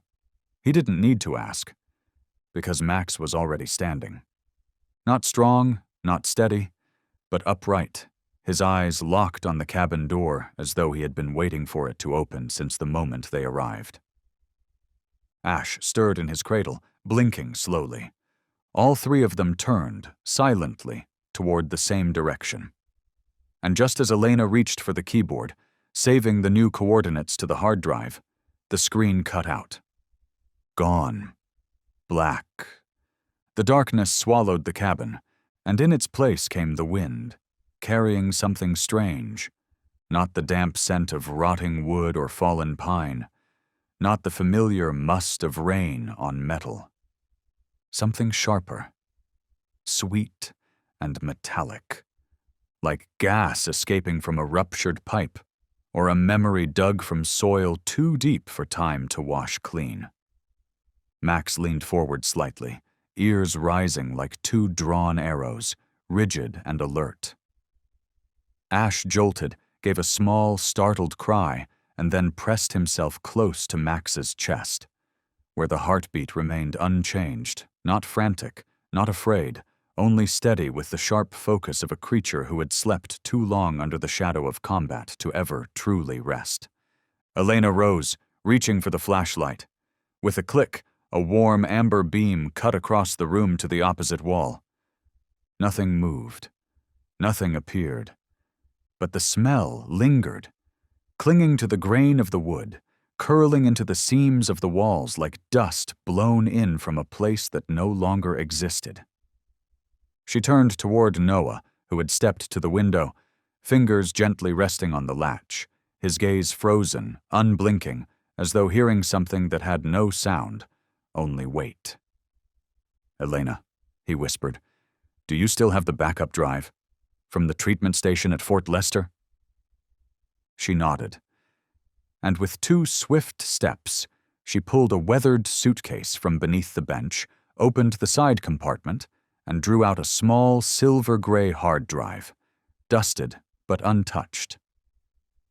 Elena plugged it into the laptop, using a backup battery to restart the machine. The screen flickered back to life, dim, faltering, like a flame struggling against a storm. She navigated quickly into a folder labeled VET-offline and opened a file with a plain, almost anonymous name, Dr. Helena Lauren, Post-Incident Journal. And slowly, word by word, the past began to reappear. The screen filled with old lines of text, yellowed and quiet, waiting like a message that had never reached its destination. Until now. March 22nd, 2015. There's still the scent of blood in the corridor behind the supply tents. I tried to reach the female, the one with the blue eyes, but when I entered the shelter, Max was already blocking the entrance. He didn't growl, he didn't bare his teeth. He simply stood there, silent and unmoving, as if he knew that everyone else had already crossed a line too far to return. 1 hour later, the camp was bombed. I don't believe it was the enemy. The blast pattern was too clean. Beneath the wreckage, I didn't find a single body. But I saw footprints, 2 sets, side by side, one heavy, one light, both headed toward the mountains. Max and Raya saw something no one was ever meant to witness. And I know, if they're still alive, they will never forget. Elena paused, her hand resting on the edge of the screen, as though trying to touch the memory embedded in the words. Words written by a medic trembling on the edge between fear and clarity. The kind of clarity that only comes to those who've realized the truth does not live in printed reports or clearance codes, but in the footprints left behind in scorched sand and twisted steel. Noah reread the final line aloud, his voice low, steady, almost reverent. Max and Raya saw something no one was ever meant to witness. Elena didn't answer. Her eyes stayed on the screen, just as a new alert popped up beneath the journal entry. One final file, quietly waiting. Attached file, pre-incident footage, bodycam transfer. She clicked. The screen flickered, pixelated, unsteady, but clear enough. The footage, taken from a chest-mounted camera, opened on a small village nestled between 2 barren hills. Mud brick homes with slanted tin roofs, children weaving past the lens with homemade wheels fashioned from twisted branches, women pounding corn, laughter tangled with barking dogs and the constant whisper of wind. And then, a roar, searing, sudden. The ground jolted, the screen shook, and then, flames. The camera toppled sideways, the view slanted and spasming, but in the chaos, 2 shadows broke through the smoke, one large, powerful stride, and the second smaller, quicker, eyes flashing electric blue beneath the glare of a fire not yet gone out. Raya and Max, not running from fear, not fleeing weakness, but because they knew, if they stayed, there would be no one left to carry the truth. Noah shut the screen. He didn't say a word. Max had shifted, his body curled more protectively over Ash, a movement not practiced, not trained, but one he had made every night since they entered the forest, as if, on some level, he remembered this posture, this purpose. Elena rose, pulled from her pocket a small notebook, its cover worn, pages soft from use. Inside, her own handwriting, notes from her intern years with the Canine Research Unit. She flipped to the page titled, Raya, Special Biological Traits. Signal bonding frequency with Unit Maximus exceeds acceptable threshold. Acoustic reflex 3 times standard canine baseline. Dominant blue eye gene. High probability of inheritance. Note: Raya should not be separated from Maximus unless strictly necessary. Elena looked at Ash, still half asleep, nose buried into the edge of the blanket, one paw unconsciously reaching out to touch Max's leg. That gene hadn't disappeared. That memory hadn't faded. Raya might be gone, but perhaps she wasn't finished. Just then, Noah stepped out onto the porch, his flashlight sweeping across the rain-soaked mud. Then he froze. A long drag mark trailed beneath the cabin window. Someone had circled the perimeter, not along the path, not leaving prints, just a single scar in the earth, an echo of silence that spoke louder than sound. Inside, Max growled, a low, guttural note rising from his chest, ears pinned forward, eyes locked towards the tree line, as if the forest itself had started to breathe. Elena turned off the light. They didn't need it anymore. Something out there had caught the scent. Not of them, but of what they were now carrying. She pressed her back against the wooden wall, holding Ash close, his soft breath leaving a faint trace of warmth against her skin, the last flicker of a fragile safety that now lived only within the pulse of the puppy in her arms, and the heat still radiating from Max's chest. It wasn't warmth from body heat. It was the kind born of instinct that never dies. Then, a sound, the soft screech of a hinge, just audible beneath the breathing of the rain. Someone was at the back door. Not fast, not forced, but with the practiced precision of someone who enters places not by breaking, but by remembering them. Like stepping into a room that had been watched for years. And now, finally, was being entered. Noah tilted his head slightly, his fingers tightening around the piece of wood resting near the hearth. Not as a weapon, not even out of instinct for defense, but as an anchor, a way to stay upright between two heartbeats, one grounded in the present, alive and braced for impact, and the other pulled backward, echoing through memory, back to a place where every mistake had begun with trusting silence just a little too much. A silhouette appeared in the doorway. Not yet distinct, not fully formed, but unmistakably human. Tall, broad-shouldered, moving with a gait too smooth, too practiced, as if the intruder already knew exactly where the floorboards would creak and which shadows were safe to pass through unseen. And in the exact moment Noah turned fully toward the door, a sliver of light from outside spilled across the threshold, just enough to reveal a long scar running the length of the stranger's wrist, a mark precisely matching one described in an old dossier from the Eastern Tactical Recon Unit. Embedded handler, no rank insignia, operates solo. There was no time to retreat, no time to speak, only motion. The figure lunged, body twisting like a released bowstring, aimed straight at Noah's chest with the unhesitating precision of someone who didn't need a gun to know exactly how to bring a man to the floor in seconds. And Max, limping still, ribs bruised, the wound at his flank barely sealed, his front leg only just beginning to bear weight again, moved. He didn't bark, he launched.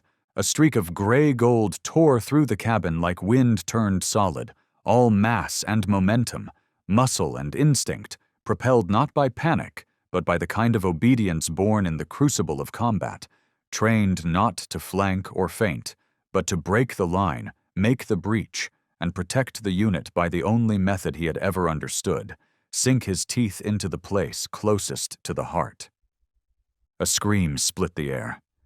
Noah fell back, and Max's growl, a deep, guttural roar torn from the marrow of something far older than command, rattled through the walls like the echo of a war horn buried in memory. Elena was already moving, faster than thought, her arms wrapping around Ash, her body thrown low and toward Max, not out of fear, but out of knowledge. The fierce and quiet knowing that if Max fell now, if he collapsed in this moment, there would be no one left to bear witness, no one left to tell the world that justice had once taken the form of 4 legs and a heart that didn't know how to quit. The struggle didn't last long. The intruder twisted, slipped Max's bite, and slammed an elbow into the back of the dog's neck with a precision that spoke of familiarity with canine counters. Then, like smoke through an open window, the figure bolted, crashing through the glass, vanishing into the forest with the ease of someone who hadn't come to fight, but to confirm something. And once confirmed, had no reason to stay. The forest fell still again. But inside the cabin, Max had crumpled to the floor, breathing hard, his sides heaving, but his eyes still open, still tracking the last place the door had stood ajar. "Elena!" Noah called, breathless, shaken. She placed Ash back into the cradle, dropped to her knees beside Max, slid one hand beneath his neck, and felt the breath. Shallow, yes, but rhythmic, present. The tiniest muscle spasm in his injured leg told her everything she needed to know. Max hadn't let go. Not yet. Not once. Elena pulled out her phone, fingers trembling but her vision clear, and opened the emergency encryption app, a tool meant only for worst-case scenarios, embedded with codes known only to those in the most classified corners of military veterinary science. Her thumb moved swiftly, inputting a string of symbols that would mean nothing to most, but everything to those who had once lived by them. And then, 6 words. Just 6. K9 Max alive. Send code 7439. She hit send. And like a switch flipped in a system long dormant, a line of text appeared on screen almost immediately, as if the signal had awakened something that had waited, buried but alert. Signal received. Scanning for nearest response unit. Noah stared at her, still trying to find the edge between disbelief and acceptance. But when he saw Ash pressing his tiny head into Max's chest, and Max, despite his pain, turning just enough to shift his body between the pup and the open door, shielding by instinct, protecting without thought, Noah understood. This wasn't a theory anymore. A soft knock echoed against the door. Not loud, not rushed. Just enough to make Max lift one ear. And Elena's fingers locked tighter around the edge of the keyboard. Because when someone knocks at your door in the middle of the night and doesn't say a word, they are rarely there for shelter. Noah stood behind her, hand not yet on the lamp switch, but the flickering oil light in the corner of the room was enough. Enough to throw a shadow across the cabin floor, enough to show the shape of Max's body, tense but still, ears angled toward the door, breath heavy but controlled, his eyes open and unblinking, his muscles holding just enough tension not to fight, but to endure, to stand watch. The door never opened, and the knock did not return. Whoever had come had left something behind, then vanished. Elena turned back to the screen, just in time to see the next message flash across the display. This one from a channel she hadn't dared contact in nearly 8 years. Identity match confirmed. K9 Max and K9 Raya not listed as deceased. File 7439-K9 erased from system August 19th, 2015 under Black Directive. Level 3 clearance required to unlock Kandahar archive. Her chest felt as if it were being compressed by an invisible weight, not from fear, but from the sharp, inescapable finality of the confirmation that had just stripped away her last privilege to doubt. A privilege she had clung to ever since the moment she saw Ash open his eyes, as if keeping that sliver of uncertainty might preserve a fragile corner of reason. Noah, having read the line slowly, turned to her and asked, his voice low with the gravity of someone who already knew the answer. "Elena, this is confirmation, isn't it?" She nodded, her voice quiet but firm, steady like a verdict already delivered. There's no doubt left. They were never confirmed dead. They were erased. Someone didn't want them to exist. Not in the field and not in the system's memory. Max still lay there, his gaze fixed unwaveringly on the door, while Ash slept soundly in his towel-lined cradle, his tiny head tilted as though he were dreaming in monochrome. No sirens, no orders, just the warmth of another body and the steady rhythm of a heartbeat always close by. Elena opened the drawer of the wooden desk and took out an old external drive, the same one she had once used during her internship on post-conflict K9 behavioral tracking. An obsolete but still functional device that had temporary clearance to access offline archives not connected to the central grid. She plugged it into the port, the indicator light blinking slowly like a calm breath, then typed in the access string she remembered without hesitation, a sequence of 5 letters and one date that never left her. Raya, 19 August. 1 second. 2. The screen faded into gray. A file appeared, accompanied by a sharp warning in red. Top secret information. Do not share without command directive. She selected the first file. It was a medical treatment log, dated August 23, 2015, from a field veterinary station near the eastern Afghan border. The opening line constricted her chest before her mind had fully processed it. 2 canines with identifying anomalies, 1 male, 1 female, found near an area hit by a miscalculated airstrike. No military personnel present. The male sustained leg and hip injuries. The female showed signs of recent birth or miscarriage. Both reacted aggressively to uniformed personnel. Status: not reported to command. Relocated to civilian shelter. The final line, scrawled in faint slanted handwriting, read simply, "They saw. Those eyes. They saw everything." Elena sat upright. Her fingers moved swiftly as she began composing a new email, addressed to a call sign belonging to a former high-ranking officer who had left the unit 3 years earlier. The same one who had once, without acknowledgement or signature, forwarded her the first fragments of data about K9 units blacklisted for non-compliant behavior.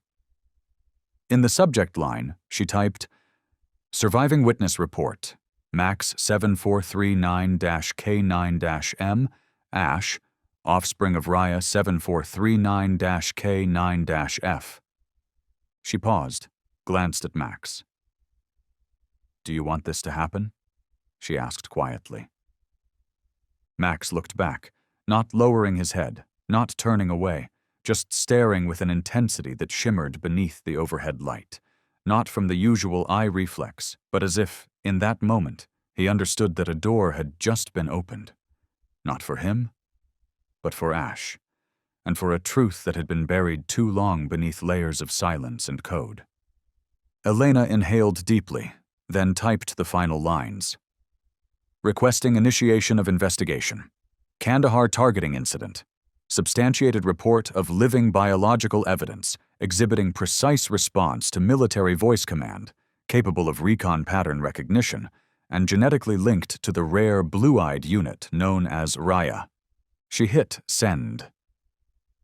Outside the cabin, the wind continued to blow, the leaves tapping lightly against the metal roof like an old Morse code repeating itself through time. Noah poured more water into the kettle, setting it on the small wood stove as Ash began to stir gently in his sleep, while Max turned his head, eyes narrowing as he looked toward the window, where a faint light flickered behind the treetops, a glow that didn't belong to the sun, yet carried none of the rhythm of a flashlight. The tires touched down around 3 in the morning, just as the fog thickened to the point where one might believe it could be scooped into the hands and held. The vehicle carrying Max and Ash moved slowly off the main road, turning onto a gravel path hidden between rows of tall pines that stood like sentinels. There were no signs, no guards, no exposed cameras, only 2 narrow stripes of closely trimmed grass, running straight toward a gate painted in faded ash gray, marked with a single number.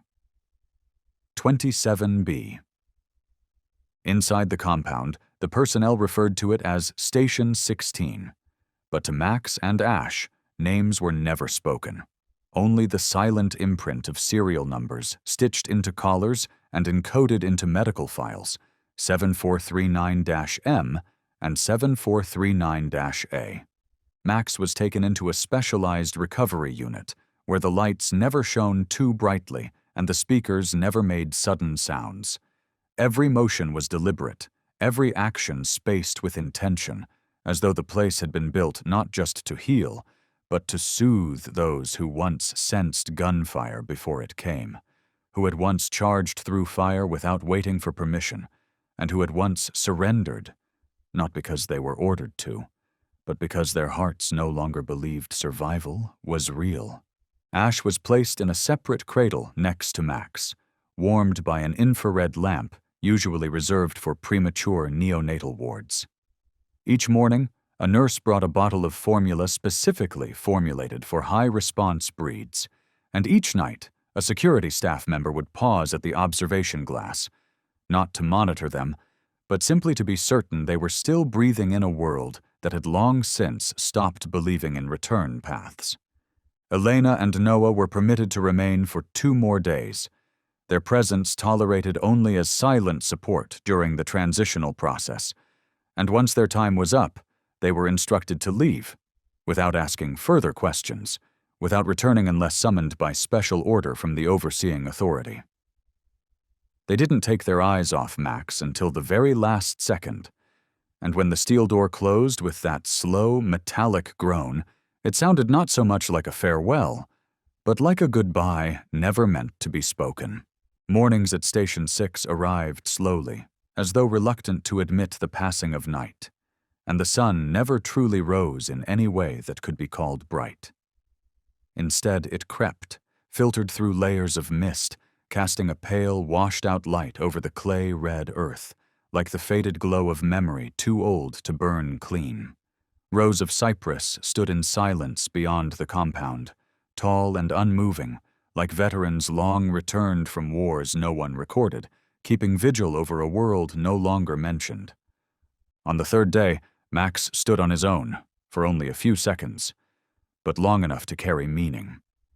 His left leg remained tightly bandaged from hip to paw, each step a slow negotiation with pain, measured not in seconds but in the length of entire battles, and yet through it all, his gaze never left the small cot across the room where Ash slept, as though he had never truly exited the posture of a night watch. That afternoon, an elderly veterinarian entered the room, carrying a weathered folder wrapped in thick, yellowed cardstock, its corners worn and softened by time. He stood there for a long while, saying nothing, just watching Max, his eyes distant in a way that told Elena this man had once known creatures like Max, not by documentation, but by proximity to blood and dust and field dressing under fire, where one look was enough to tell who had returned, and who never would. He opened the folder in silence. On the first page, 3 handwritten lines. Unit 7439. Status: missing, unconfirmed. Note: public file access not authorized. The man exhaled softly, sat down, and placed the file on the table, then looked at Max with the quiet understanding of someone who didn't need words to recognize a warfighter in rest. Not retired, not gone, just waiting for the next signal. That evening, Ash stirred, opening his eyes for the first time after hours of deep, unmoving sleep. He lifted his tiny head, crawled forward beneath the thin blanket, and reached out with a front paw to touch Max's foot, resting just beyond the edge of the cot. Max didn't turn, but his ear shifted, a small, precise movement, not born of training, but of the innate bond between beings who don't need language to understand each other. At that same moment, the hallway lighting system dimmed to a soft, diffused white, the preset signal for the routine night checks. The door opened a few inches. A woman in a light blue lab coat stepped in without speaking, her expression unreadable. She placed a flat metal case on the table, retrieved a new identification tag, and clipped it gently onto Ash's collar. 7439-A. Then, turning, she looked to Max. Max met her gaze without fear, without flinching, with the steady calm of someone asking not for approval, but for clarity. "Where do I belong in this world you're rebuilding?" The woman didn't reply, not aloud, but after a brief pause, she reached into the case and drew out a second tag, not for the collar, but for acknowledgement. She laid it carefully on the ground before Max. 7439-M file type. Level 4 Secure Transfer. Codename: Witness K9 Sequoia file. She gave a single quiet nod, then exited the room, leaving the two tags side by side, like fragments of memory forcibly split apart, now placed beside each other again in a place with no name, waiting to be remembered. The room was silent, save for the low, almost imperceptible wind threading its way through the cracks in the frame, carrying with it the smell of pine needles and damp soil. Ash stretched out, curling into Max's leg, resting his head there like an anchor to something he didn't yet understand but knew he could trust. And outside, at the end of the hallway, a sound. 3 knocks, evenly spaced. Elena wasn't there, but her name had just been reactivated inside a long frozen security file. A small matte black metal box was gently placed on a desk nearby. Inside, beneath the foam, were blackened fragments, warped and scorched, the remnants of something that had once been whole. Amid the debris, one piece stood out, a small metal tag, the lettering still sharp despite the burns that had warped its edges. And even through the charring, the engraving could still be read, deep and deliberate. Raya, 7439-K9-F. Elena sat down slowly, her hand trembling as she picked up the tag. She inhaled deeply, trying to steady her breath, to keep it within a normal rhythm, but the pressure in her throat was too much. Less pain, more the overwhelming force of realization crashing all at once. "She was real," she whispered, voice caught somewhere between awe and heartbreak. And she was Ash's mother. The golden light from the desk lamp spilled softly over the surface of the aged wood, where the tag lay like a quiet reminder. No dramatic explosion, no final words, just proof, absolute and unsentimental, of a bond broken not by choice, but by time and tragedy.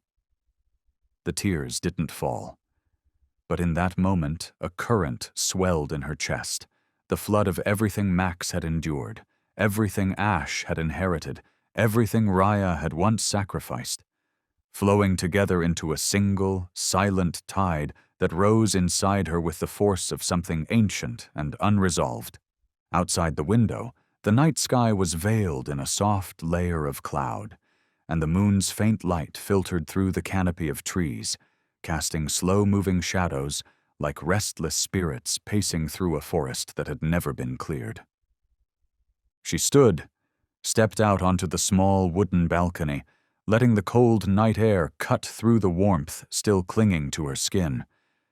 As if, in its bite, it might wake the part of her dulled by years of unanswered questions and secrets buried too deep to call out by name. Inside, Max lay still, his eyes wide but peaceful, the gaze of a sentinel who needed no rest, who watched the world not out of fear but out of purpose, an unwavering presence, tuned to every flicker of movement, every rustle in the dark, recording it all like a chronicle only he could carry. Ash, with those strangely vivid blue eyes, slept peacefully by Max's side, unaware that his very existence was part of a story far greater than the short, fragile span of his young life could possibly contain. A story carved in silence and written in the fading ink of memory and loss. Elena stepped back into the room, placed the access card on the table next to the medical files of the two dogs, then slowly powered up the computer, her fingers hovering for a moment before she opened a private browser window and entered a string of encoded characters. An access key designated for military files long since deleted from official archives, the kind not meant to resurface. Instantly, the screen shifted into a cascade of classified documents, each one marked with red warnings and layers of digital restriction, but she scrolled with deliberate care, eyes skimming line by line through the remnants of a campaign buried beneath code and silence, of vanished numbers and unexplained gaps in deployment logs, of echoes that howled through the night, yet were heard by no one willing to speak. What stopped her was not a headline, not a seal of urgency, but a brief embedded report that detailed a misguided airstrike targeting a civilian village, an operation without proper oversight, without formal accountability, the very place where Max and Raya were believed to have witnessed a catastrophe that no animal should ever be near, a tragedy that left no formal records, no inquiries, only silence, and an order to erase the event from memory. She could feel the weight of that truth pressing down on her shoulders, not as a burden of duty alone, but as a deeper obligation born from compassion, for the small, faithful lives that had either perished or vanished into the black fog of war, lives that never volunteered for chaos, but had been conscripted into it without voice or choice. A faint sound reached the door, a shift too soft to register as danger, but enough to make her turn her head, her eyes sharpening in the reflection of the screen's glow, meeting the darkness that pooled at the frame, where no one stood, and yet where presence still lingered. Under the dim light, each strand of fur on Ash's head shimmered like silver thread, while the shadow across Max's face etched itself like a brushstroke in black ink. Lines drawn not in haste, but in the patience of endurance, in the quiet discipline of hope, in the persistent shape of a mission not yet fulfilled. And then, the screen went black. The room was swallowed in night, and all that remained was the gentle breathing of Max and Ash, joined by the steady rhythm of Elena's heartbeat, weaving together a quiet symphony of survival inside that small wooden cabin where truth had begun to stir. Beyond the walls, the wind carried the scent of pine and soil, rustling through the trees with a sound that felt less like disturbance and more like a reminder, a whispering chorus of things left unsaid, of stories yet to be fully told. Elena remained seated at the desk, the soft light of the lamp casting a warm pool across the spread of documents before her, and for a moment the inked lines of declassified reports, obscure identifiers, blurred timestamps, and grainy images felt less like data and more like living fragments of a past that refused to stay buried. One of the reports, sent from the Syrian border, drew a sharp breath from her lungs before she could stop it. One female canine observed dragging a loose chain, blue eyes, old scarring, identification number unreadable. There were no annotations, no commentary, just a few terse lines forwarded by an unnamed intelligence agent, along with several long-range photographs of a lean, unkempt German shepherd, coat tangled by sand and time, her piercing blue eyes glowing like gemstones beneath the golden fade of a desert sunset. Elena stared at the image, her heart aching with recognition, every feature calling back to Raya, the female who had once run beside Max through smoke and flame, the one thought lost to fire, to silence, to the terrible forgetting that war demands. Her chest rose and fell slowly, tears gathering not in despair, but in quiet awe at the return of a story she thought had closed its final chapter. There was no proof beyond the image, and yet Elena knew, completely, irreversibly, that Raya was still alive, and that she was trying to find her way back. Without a word, she typed a brief message and sent it to Noah. "We're not alone. Raya's still out there. And somewhere, under the star-streaked sky, Noah stood at the cabin window, reading her message with steady eyes before nodding once, firmly, almost to himself, as he whispered aloud, "Then this isn't the end of anything. It's only just beginning." The story flared into new life as a second transmission arrived. This one longer, encrypted, and laced with signal bounce patterns consistent with shortwave replies, implying that Raya had been confirmed alive in a remote location under protection by an unnamed rescue network. And though she was on her way back, the path ahead would be anything but clear, for those hunting Max had not abandoned their pursuit of Raya. As the night deepened and the room grew dimmer, the wind outside never stopped its song, a restless melody from the ancient forest, echoing with the breath of trees older than any war. And Max turned his head slowly, eyes gazing into the distance beyond the pane, his stare not filled with fear, but with an expectancy shaped by long waiting, as if listening for a sound only he would know. Ash, still half asleep, reached out a small paw and gently touched Max's muzzle. And in that subtle contact, something wordless passed between them. A promise that neither would leave the other behind, no matter the cost, no matter the storm. Elena dropped to the floor beside them, her gaze softening, her breath steadying, her soul filling with something rare.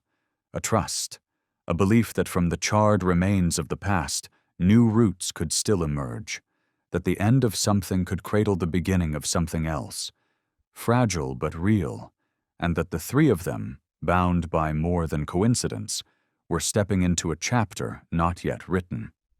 And as the clock struck midnight, shifting the weight of time from what was into what will be, she understood that the story had not ended at all.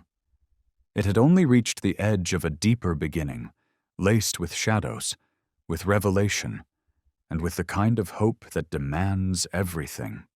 Outside the window, a distant light blinked through the mist-laced forest trail, the slow, deliberate glow of a vehicle approaching not with menace, but with certainty, as if someone or something had finally found the scent they'd been following all along.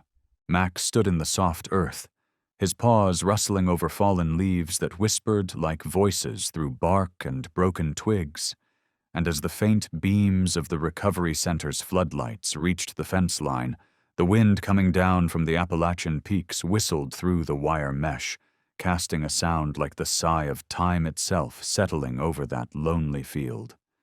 And beyond the fence, a silhouette took shape, every step slow, careful, deliberate.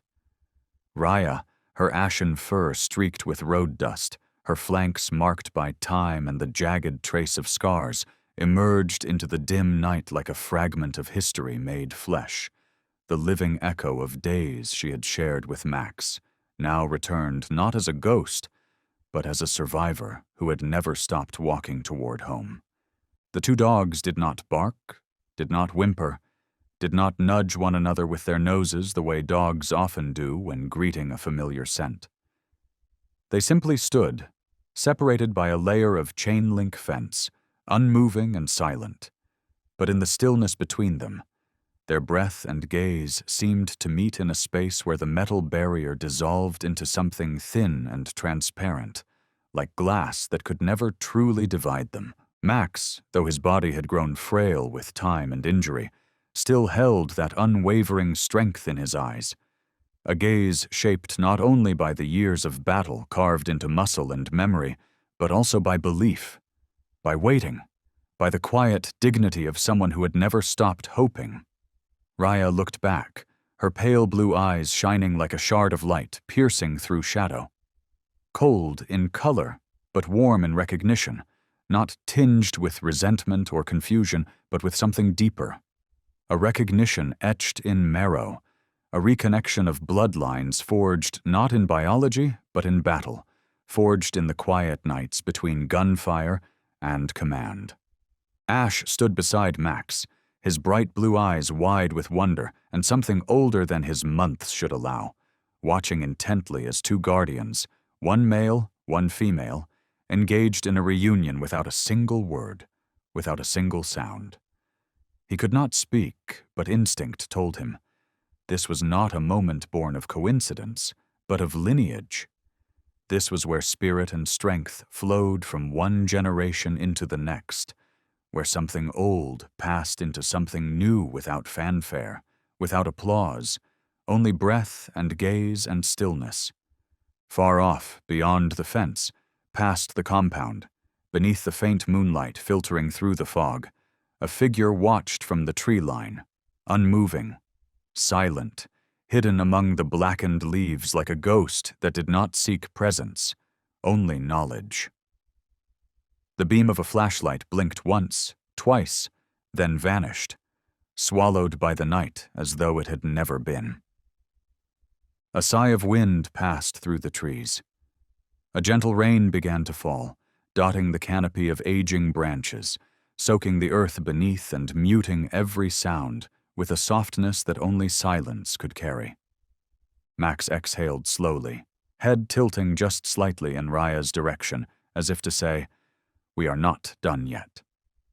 And Raya answered, not with voice, not with gesture, but with a shift in her eyes, a look gentler than before, carrying a vow that even if they had been erased from records, discarded by the world that once sent them into danger, they remained here still, waiting for a day when the gates would open, and freedom would no longer be theoretical. Ash raised his head, ears perked, and without warning let out a small, sharp bark, a sound so clear and crystalline it felt like sunlight breaking through storm clouds, a sound that was more than just welcome. It was a declaration, a song, a beginning. That bark did not only greet Raya's return, it marked the opening of a path not yet walked, a chapter lined with shadows, with secrets still buried, and dangers still crouching just beyond the cold steel fence. Elena watched it all from a distance, standing behind the glass window of the observation room, her expression lit not with joy, but with a quiet kind of hope, the kind that blooms only when the heart has known both the weight of despair and the lightness of survival. And even so, deep within her, she knew the story of Max, Raya, and Ash was far from over, far from safe, and far from finished.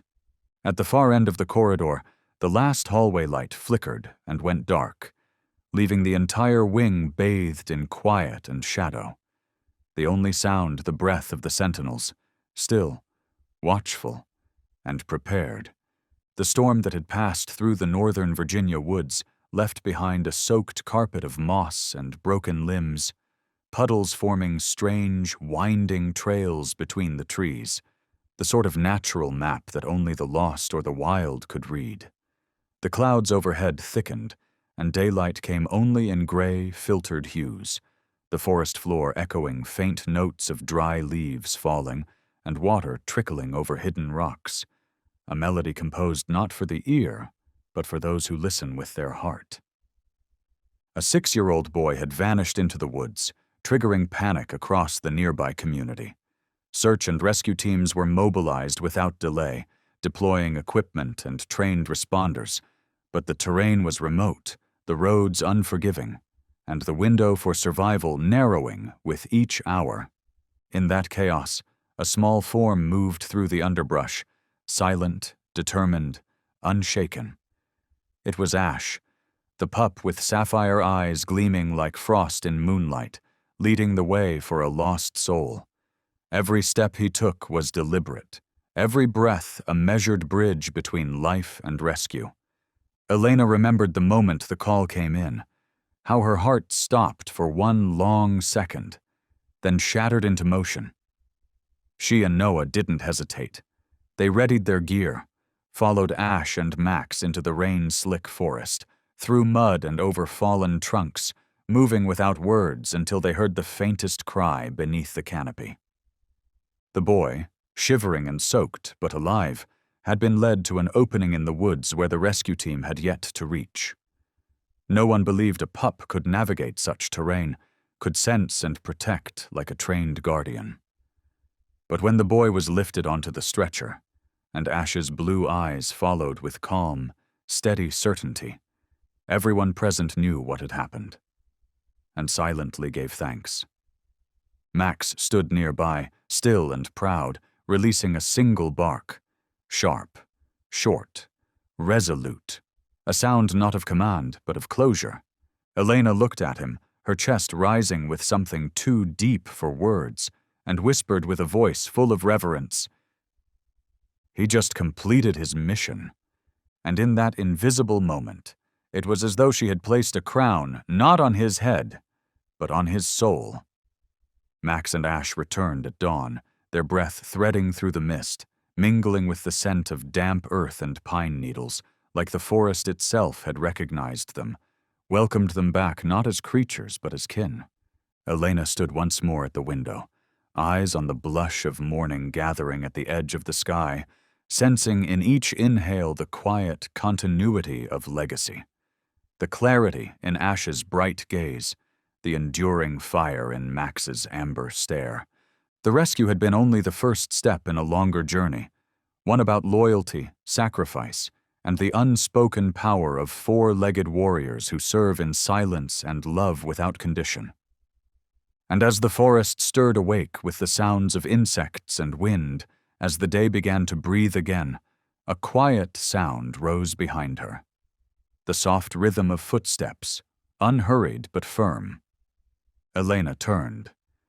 Behind her, the shadows still lingered, and in those shadows something waited, not just a person, but a story not yet told, a destiny not yet fulfilled. The night sky stretched overhead like a quiet promise, adorned with distant stars whose cold and eternal glow seemed to echo the memories and hopes resting quietly within Elena's heart. Each pinpoint of light a silent witness to the journey that had brought her here, to this moment suspended in stillness, surrounded by the warmth of something that had once seemed impossible to recover. Before her, 3 figures moved within the gentle embrace of the countryside night. 3 lives, 3 fates once scattered by time and distance, now intertwined so closely that no force, no silence, no absence could pull them apart again, not here, not under this roof, nestled within the calm of rural Virginia where the earth seemed to remember what mattered. Raya, the silver-dappled German shepherd, whose body bore the quiet script of scars no one asked to survive, lay still beneath the pale moonlight, blanketing the leaf-strewn yard, her breath slow and full, each rise and fall of her chest a testament not only to endurance, but to a loyalty that had never once faltered, even when the world did. Beside her, Max, whose age now showed in the subtle stiffness of his limbs and the deliberate pace of his steps, no longer ran with the fire of his youth, but his amber eyes burned still, unwavering and clear, like the watchlight of a sentinel who knew that the darkness could never win so long as he kept looking forward. And between them, full of life and momentum, darted Ash, the young one, the inheritance, the future, with blue eyes that sparkled like cut stone, not fragile but brilliant, alive with energy, and the unspoken resolve of a new generation that would carry forward what had been protected at such great cost by those who came before. Elena stood quietly on the porch, arms resting gently at her sides, her gaze soft and still as it followed each quiet motion, each flick of a tail, each breath drawn in peace, and the wind played through the trees with a sound so soft and steady it felt like a lullaby, like nature itself had paused to honor the quiet unity unfolding below. Her voice, when it came, was barely above a whisper, yet full of all the love and certainty the years had etched into her. Just like the way we were saved. No one gets left behind. It was more than a declaration. It was a vow, a sacred truth forged not from words but from the miles walked in silence, from the pain endured without explanation, from the quiet bond between a woman and the ones who had followed her, not because they had to, but because they believed. Out in the yard, The moonlight cast long threads of silver between scattered leaves, lines of light and shadow overlapping and crossing, as if to remind her that life had always been this way. Brightness and darkness interwoven, never separate, never simple, but always capable of lifting one another up. And in that moment, Elena felt the rhythm of the forest breathing around her, the distant hum of insects, the gentle rustle of branches brushing together, the whisper of stories that had never truly ended, only waited for someone to listen long enough to hear them unfold. Max lay down beside Raya, their bodies close, their breath moving as one, like a song with no words, only the harmony of shared time, of battle-worn hearts that no longer needed to speak because they had already said everything through their presence, through the years, through their unwavering return. Ash circled the yard once more before bounding toward Elena, Paws brushing lightly against her leg as he jumped up and licked her hand with a tenderness that carried a promise to remain, to continue, to protect what had been entrusted to him without needing to understand all of it yet, because some promises were made with the heart, not the mind. Elena's lips curved into a faint smile, not wide, not forced, but deep and real, the kind that only comes when a soul exhales, and she closed the door behind her with the quiet grace of someone who knew that today had left its mark, and that tomorrow, whatever it held, would begin with them. Together, never alone.